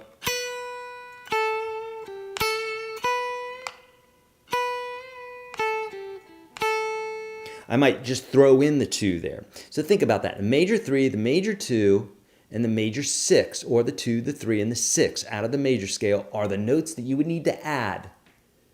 Or drop one of them in there. Think of them like spices, right? You don't have to just, okay, I'm going to play the 2 and the 3 and the 6 in this lick. And in fact, if you do so, it might work, it might not work, it might be too much. Think about them like spices. Like if you have, is it marjoram? Is that how you say it? Marjoram, basil, and thyme or something like that. You might just use one and a little bit of something else. You may not use all 3 of them. So that's how I think about playing the major blues. Unless I really just want to sound that sound, then I might use the major blues scale. Otherwise, I just think, okay, I'm going to throw in a little bit of a major 2 here, a little bit of a major 6, or a little bit of a major 3. So for instance, I've found that the major 3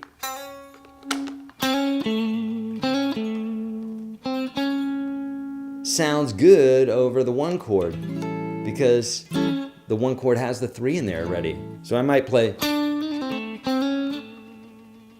So I throw in a little minor. Here's the major note, and resolve it back to my 1. So I might do something like that, or the B.B. King box.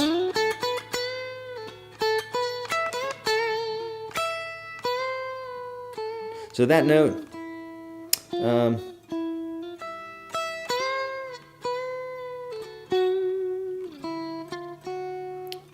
that's our 6.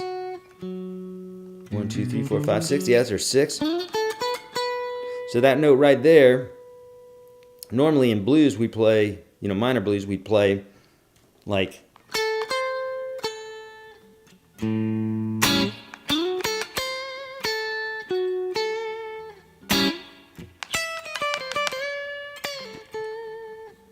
Right? Right, remember I said that minor third always likes being bent? But if I wanted it to sound major, I would play this note. So.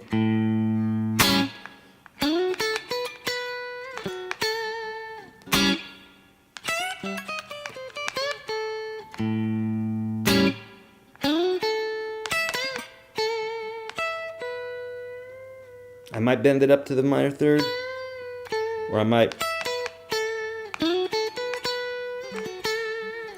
not, So it just depends. So if you learn the BB box, right? They call it the BB box because he used it a lot, and a lot of people think that this is the BB box like in position 2, but it's not. It's go up another 2 steps, and that's the true BB King BB box, okay? And so that's where you can insert that major 2 and that major 6 really easily. You can also, if you just go a whole step below it, you can add that major third. And those are the 3 notes that make major blues, okay? That are outside of the minor blues, okay? I think we went down an avenue there that might have confused some folks, but you get the idea, okay? Okay, so that's mixing major and minor blues. So Max is asking, is this a 54 strat? No, this is a 65 strat. Bainsley, yes, indeed. Indeed. The PDF refers to the Nashville number system. Is there a lesson on this in UGS Pro? Yeah, there's a whole course on the Nashville number system inside of UGS Pro. You can also buy that separately at YourGuitarSage.com. Okay? All right, other Other things here in regards to tone. Do we want to talk about anything else? Usually when you're playing blues on a Strat, you're usually going to be either in the, I mean, you could play in any position, but, you know, that's more of a rocky kind of tone. And this one, people use this one a little bit. This is an old 3-style switch, so, you know, most Strats have a 5-way switch. This is a 3-way switch. That's the way it used to be back in the day. And then, you know, Clapton and guys like that would, they'd find out that they go in between 1 and 3, even though you can't, it's kind of like you have to finagle it. You're going to finesse it in there because it doesn't have its own spot like a 5-way switch does. It's literally sitting between the two. So it wants to toggle to boom or here, as you can see. It wants to toggle. So what you do is you get that tone to change. It gets a little quacky. Or, you know, you can use any of these positions, but like I said, kind of the closer you get to the 4th and 5th position is the tones that you hear more with, like, you know, Stevie and most Strat players. I don't typically love position 3, position 4, or 5, I should say.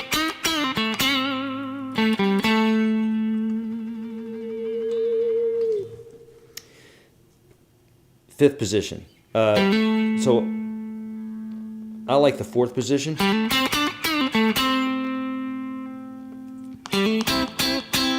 That to me is that classic.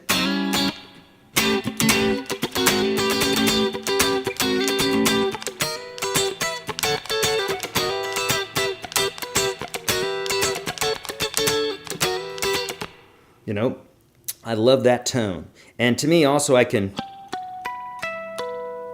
hit my harmonics. If I'm in the 5th position here, that guy didn't even show up. Pretty crazy, right? Yeah, so there you go. Also, if you don't have a looper, get a looper pedal, because just like the visual jam tracks that we have, where I'm just playing one chord at a time in some cases, so you can get used to it. By the way, do this.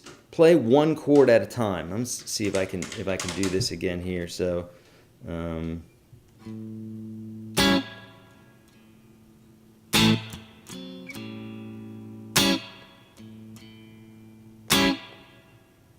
let's try this.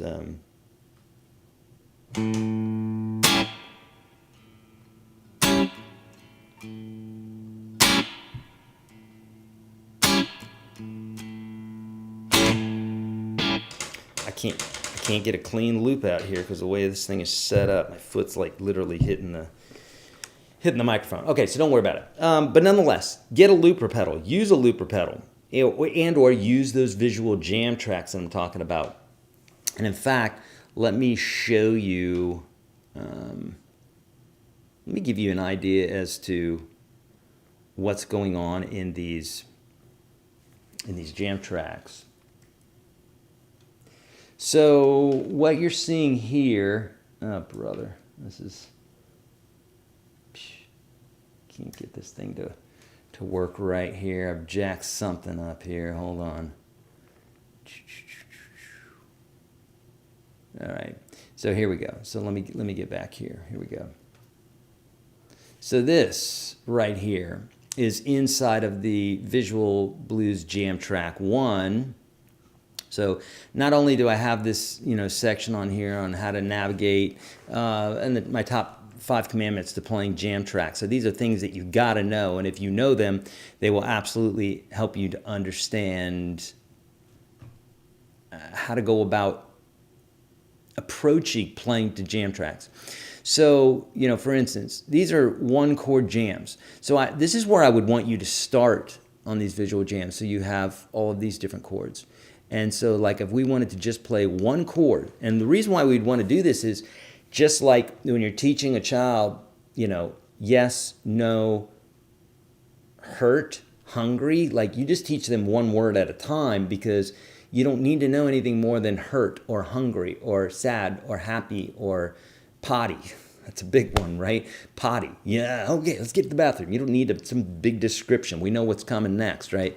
So in the same way, when it comes to one chord vamps, we want to just have a chord, and we want to get used to playing this. So for instance, what I would do is I would play this, and I would just get used to playing over that one chord. So I'd go.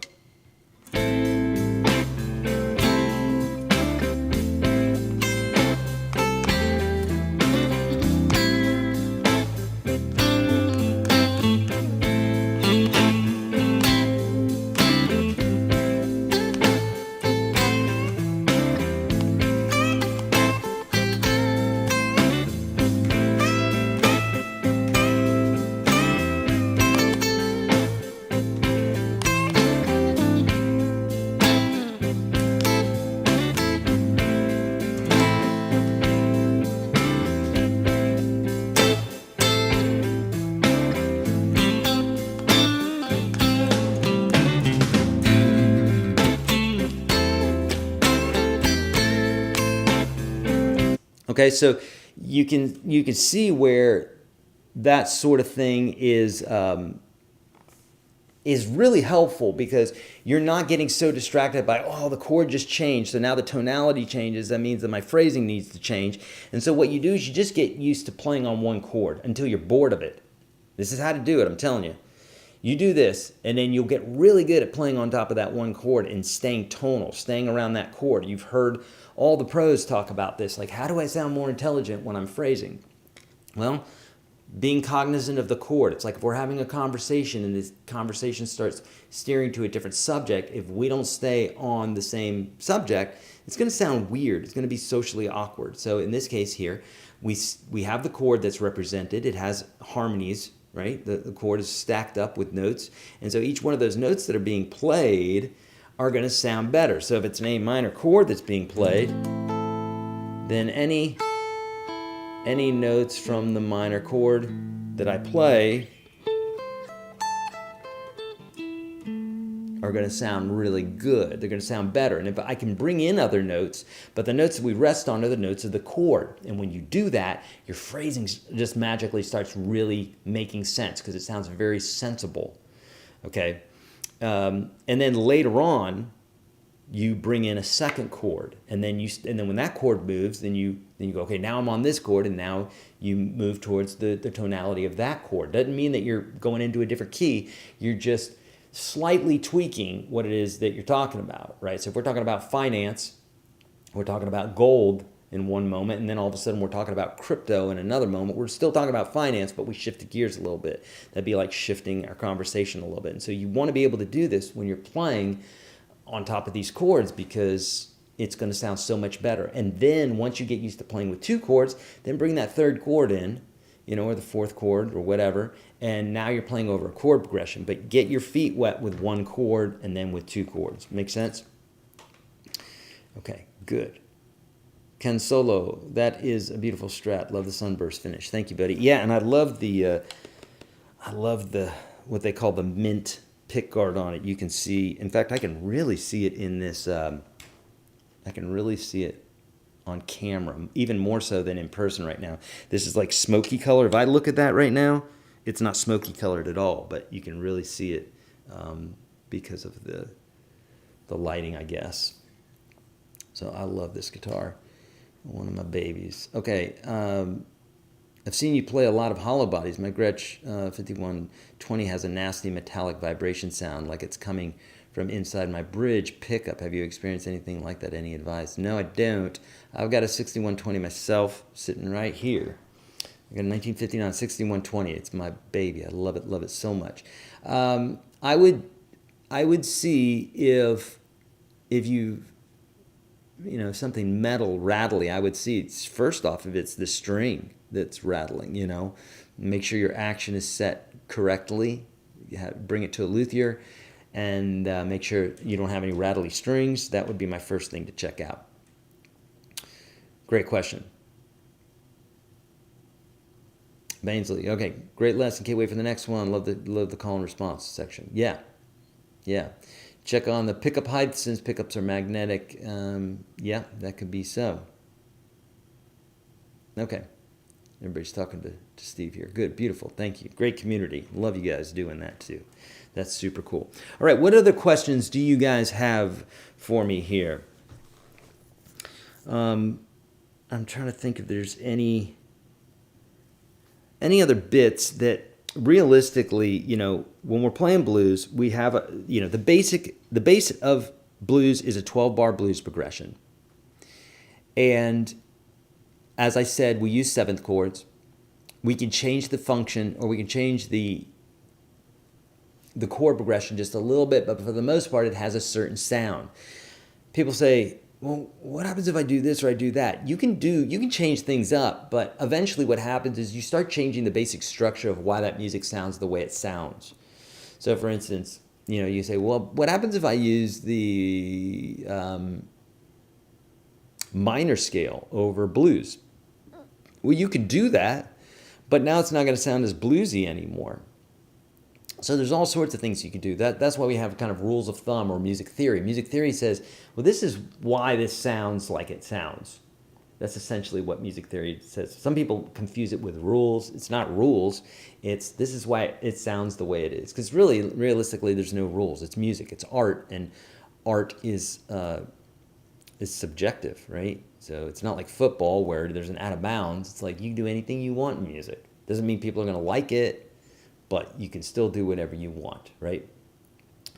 So we have the basic 12-bar blues. We know about seventh chords. We have boogie-woogie licks. We've got straight rhythms. We've got shuffle rhythms. We have the cage system, which the cage system, the way that I teach not just major chords, but I teach minor chords. There's 3 of them that we can use from the cage system. We can technically use all 5 of them, but there's 2 forms there that aren't really as friendly, and so I kind of chucked them out. I'd rather focus on the stuff that's going to move the needle the most than include everything. I mean, I talk about them, but we just don't use them very often. So, but the 7 chords work really well with caged. Okay, so for instance, right? We use the cage system, which is basically playing the same chord 5 different ways on the neck using the 5 basic open chords of C, A, G, E, and D shapes. So here's a C chord with a C shape.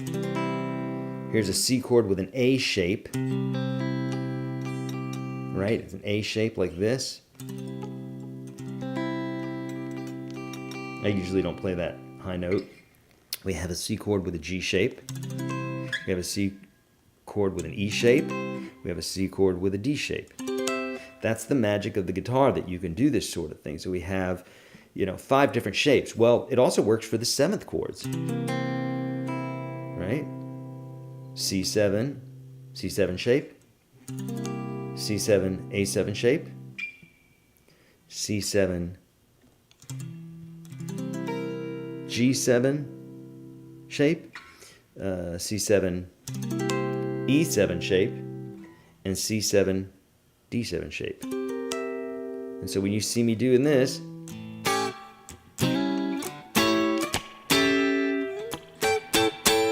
that's what I'm doing, is I'm going through the cage system there, going up open the fretboard.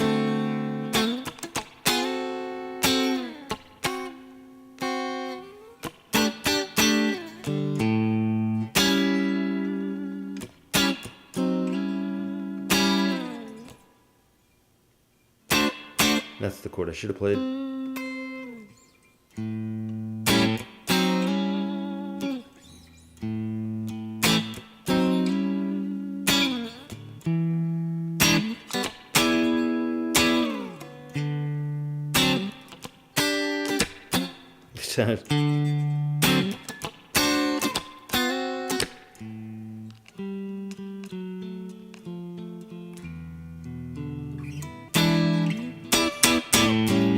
Right, so I'm using cage shapes there. So that's the way that I teach the cage system, because why wouldn't you? Why wouldn't you know all of your chords all over the neck, right? Super cool stuff. All right, you're welcome, Robert. Thank you for the kind words. I appreciate that. Tell us more about the Kemper. They use period and the model in the use. All right, so this is my Kemper.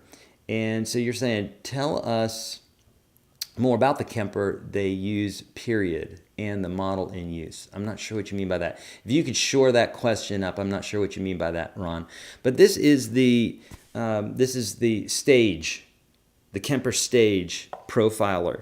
This thing is fantastic. How many amps do I have now? 1, 2, 3, 4, 5. I bet you I don't have any more than 7 amps.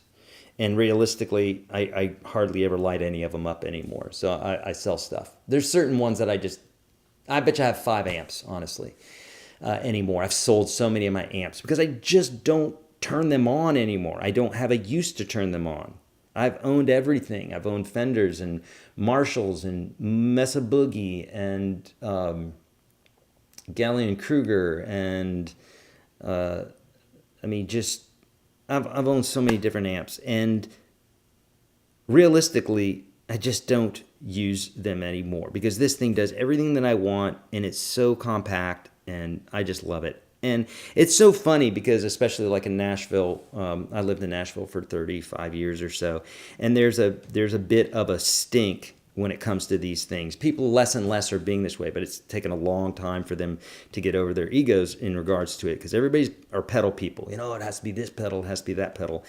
I'm fine with that. Whatever's your sound is your sound, but there tends to be like this thing where people kind of poo-poo these pedals, and it's ridiculous because I remember many years ago when my wife used to play, when she used to write songs for Dan Huff.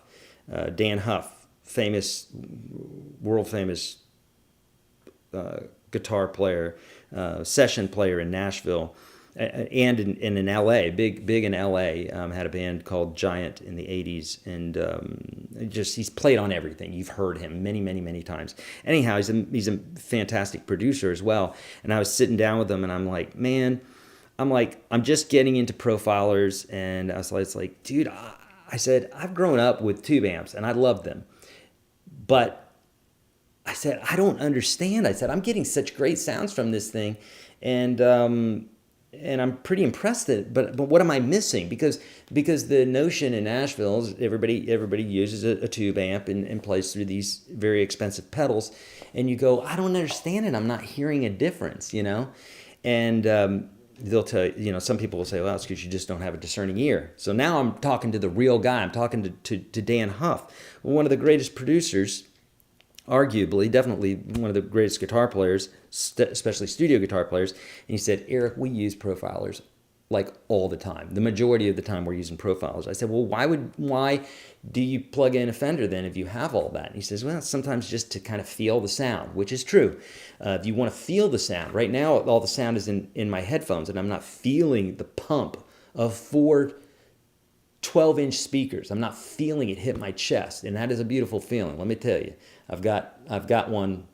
No, I sold it. Yay! I finally sold it. I wanted to get rid of that thing. It was a boat anchor, but I've had many 412 cabinets before, and there is, when you pump those speakers and they hit you in the chest and everything, it's beautiful. But realistically, that's for like playing live. And realistically, those amps are going through a microphone and then into the PA systems. And the sound guy always tells you to turn them down anyhow. So ultimately, you're hearing what you're hearing right now through with my profiler. So I am in love with these profilers. Do I have analog pedal boards and amps? Yes, I do. Do I turn them on? Hardly ever. Why? Because they're a pain in the ass. Honestly, this thing is amazing. I can pull up every sound. I mean, this thing, I have one profile here with my band Gabriel the Bull. In fact, I did a whole seminar the other day on this. So this right here is 4 delays feeding into 4 different harmonic processors, along with a couple reverbs, that sort of thing. And you might go, well, why would you do that? Well, because I needed a particular sound for a song that we did called I always say lights, but that's not. I Saw Lights. It's called I Saw Lights, and it's about UFOs. And so I wanted to sound like a UFO. The band's playing this thing. Long story short, I needed to come up with a sound that fit the song. And this is what I came up with. And I'm playing these octaves, and I get this really cool,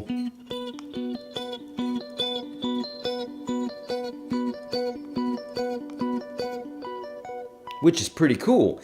I couldn't do that with a standard board. I mean, I could. I'd have to have 4 delays. I'd have to have 4 harmonizers and reverb, and the wiring configuration would be ridiculous. So you couldn't even do this. I'm telling you, you could not do it without spending thousands and thousands and thousands of dollars. Whereas this thing could just do it straight out of the box, and then I can jump over to another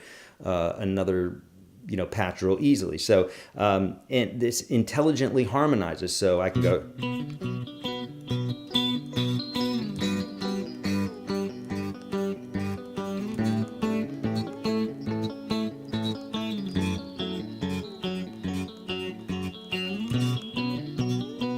That's pretty cool, right?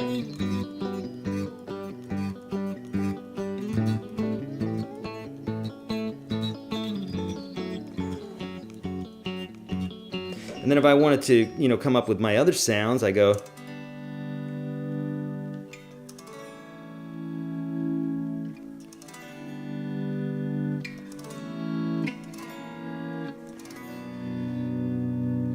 I mean, that's the same patch. I just kind of flip back and forth with my.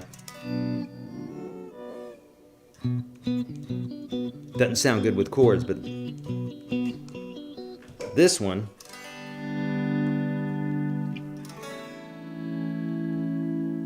Sounds really nice, right? So that's the Kemper. I absolutely love it. It's the coolest piece of gear, and I can't tell you how long ago I bought this. It was forever ago, and it's the gift that keeps giving, because it's just like your smartphone. They update it, and then it has a bunch of new patches. I literally have thousands and thousands of possible amps in here. You can take your own amp that you like. You can profile it, which basically you hook a microphone up to it, and it runs through its little sequence, and it basically steals the sound of your amp. It copies the sound and sticks it in there. It's insane. I love it. And then you can go, and I've got thousands of amps in this thing. It's bonkers, okay? So bonkers. So how much are they? I don't know. Under $2,000, I'd say. So I mean, they're not cheap, but at the same time, compared to what it would cost to buy all the gear like separately, it'd be crazy, Okay, Wayne's saying, when targeting the chords in a progression, do you start with the root that is in A? When you switch to the 4th to D, do you start yeah. So at least for beginners, Wayne, yes, absolutely. You nailed it right on the head. So friends, what Wayne is talking about here is, when we're following a chord, a great way to get started with this is to play the root of the note, but as a melody, and then work around that melody. So like hit that note when that chord plays, and then play some of the other notes and come back to that note, work your licks around that specific note, resolve on that specific note. So if it's a D7 chord, then play that D7 note and work the lick around that, resolve that on that. That's a great way to really get started with following the chord and playing on top of the chord. Now later on you can use other notes out of the chord, but it's a great way to do it at first. And in fact, the way you probably will use it the most, to be honest with you. Okay? What can be used in bluegrass from this blues lesson? Not much, Robert. Bluegrass is it's just a whole nother thing. Now I have a kind of very beginner course on bluegrass inside of UGS Pro, or a section, if you will. I could hardly call it a course because I'm not a bluegrass guy. I love bluegrass, but it's its own thing. There's a lot of picking. There's a lot of scalar type stuff, and it's completely different than blues. I've been practicing quickly locating chord progressions like the 1-6 to 5 progression. How can I find songs that use this progression? I tell you how you can do it, Ken. Since I know you're in UGS Pro, go inside of UGS Pro, go to SageBot and ask that question right there. Say, hey, I want to find, what are other songs that use a 1 minor 6, minor 2, 5 progression, okay? Because I don't think you mean a major 6 and a major 2. You probably mean 1, minor 6, minor 2. Are you saying minor 5 too, or just, yeah, that's what I say. Just ask it, but make sure you ask the correct, say a major 1, a minor 6, a minor 2, a major 5 chord progression. What songs use that?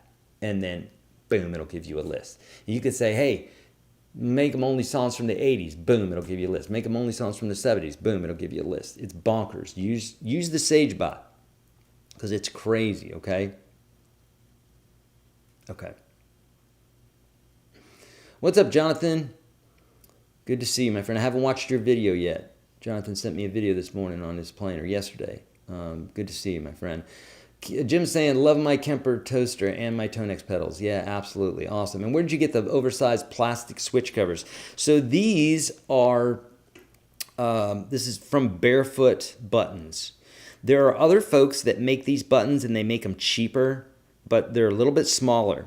And the reason I love these Barefoot Buttons, they're definitely more pro, is they have these tall boys, and these are tall. So like, the regular ones are maybe like this high, and the tall boys are like that high. And what makes it great, especially on these Kemper pedals, is you don't end up fat footing. Like if I want to click this, I'm not even close to this because this is on another level. These top buttons here, but then the tall boy brings them up even higher. So it makes it so much nicer to use. And I'm barefoot all the time. I'm wearing barefoot shoes right now, but I'm barefoot all the time. So it makes it really nice where you're not stepping on these crazy small pedals. You're sitting on these nice big fat ones, okay? I love them. Okay. Are the visual jam tracks in UGS? We have some of them in UGS, but J-Wald, we've created thousands of these. I'm going to guess probably 4,000 or 5,000 of these visual jam tracks. So no, not all of them are in UGS Pro, but if you just search visual jam tracks or jam tracks inside of UGS Pro, you're going to find some of those, okay? But we've continued to make these over the years. So go to YourGuitarSage.com. At the top of the page, I think there's 4 sections, and you click on visual jam tracks. It'll bring you to the bottom, and you'll see we have Motown, we've got reggae, we've got rock, country, jazz, gypsy jazz, blues, surf. I mean, we got so many really cool jam tracks, and you got to get a hold of some jam tracks because they're amazing, and they sound great. They sound really good.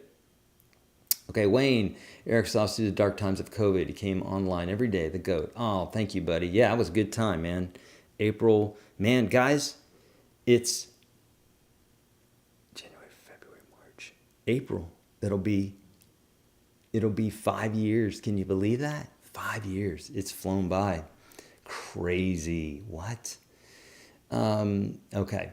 All right. We're gonna head out here, my friend. Let me get to 1 or 2 more of these questions, then we'll get to it. I have a GT100, not sure the same as the Kemper, but that thing took forever to use and to program. I'm still learning tricks on it. Yeah. Well, here's the deal, guys. When you're talking about something like this, right? When you're talking about a device like this, don't try to learn everything it does. That's going to take you forever. I used to do that too, and that's kind of the analytical mind. Don't do that. Think more of like an artist. Do you need blue? Figure out how to make blue. Do you need red? Figure out how to make red, although those are primary colors. How do you make green? How do you make orange? How do you do that? This device, you say, this is what I want to do. And then you start watching some videos on YouTube, or you crack open the book. I hate cracking open the book. I watch a YouTube video where I like to poke around, and I find out how to do it, and I learn stuff as I'm doing it. So that's what to do. Does it, if you sat down with it and learned everything, would it take a long time? Yeah. Do I know everything this thing can do? Absolutely not. I don't need to. I've played many shows with it, used it in the studio so many times, and I don't know everything this thing could do. It'd be impossible. I'd have to have a PhD, Okay, yes, I did mean 1, minor 6, minor 2, 5. Yeah, then ask it, Ken, ask SageBot that, and it will definitely get you there, my friend. Very cool. Hearing how you got the effects. Did you really drag all the expensive gear into the desert to make the GTB videos? No, it was a video. So I didn't carry any of that stuff. So when you're doing a music video, you mimic what you're doing. No one in a music video is playing their instruments. I mean, they may be playing, fretting a little bit. I am always fretting. I like to make sure I'm accurate with what I'm playing and stuff. But no, you're mimicking. You're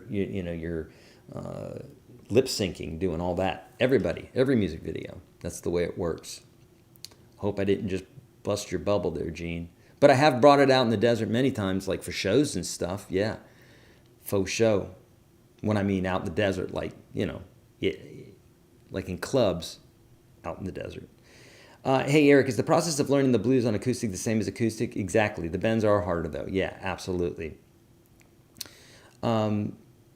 Is you bot an AI bot that you made in-house? Yep, it is. Mike is the brainchild behind helping me with that. If you need anybody that needs an AI bot like that, reach out to Mike. He's amazing. If this how the lives go, I'm going to show up in here so much more, even if I don't have guitar handy. Such great questions from everybody. Oh, beautiful. Thank you so much, Chad. All right, my friends, we went a little bit over. I apologize. I love being with you guys. This is fantastic. It's been a great session today. So thank you so much. If you guys need help with anything, you know where to find me. Just remember that, these courses are on sale, probably like for the next week. Yeah, I think probably the next week. Like usually we do them until Sunday. 40% off of all of the courses, all of the blues courses. Let me show you real quick, actually. Let me show you something here real quick, if I can, if you don't mind, because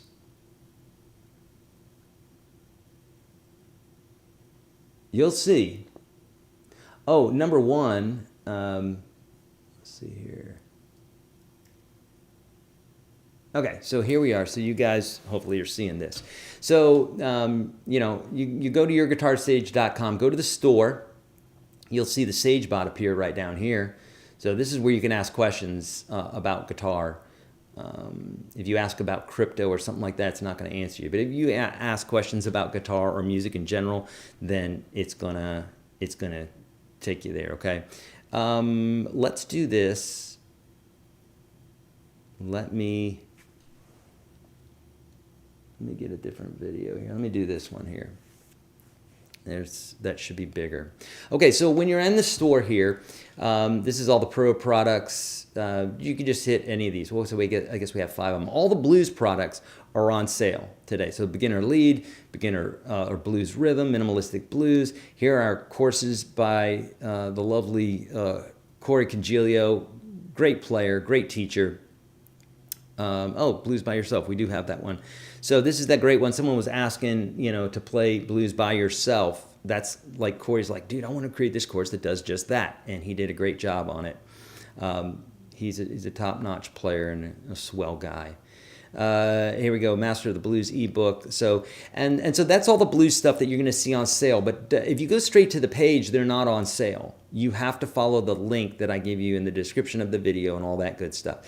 And then not conversely, but we got fingerstyle courses. Those aren't on sale. But all the blues bundles, the visual jam tracks are right here.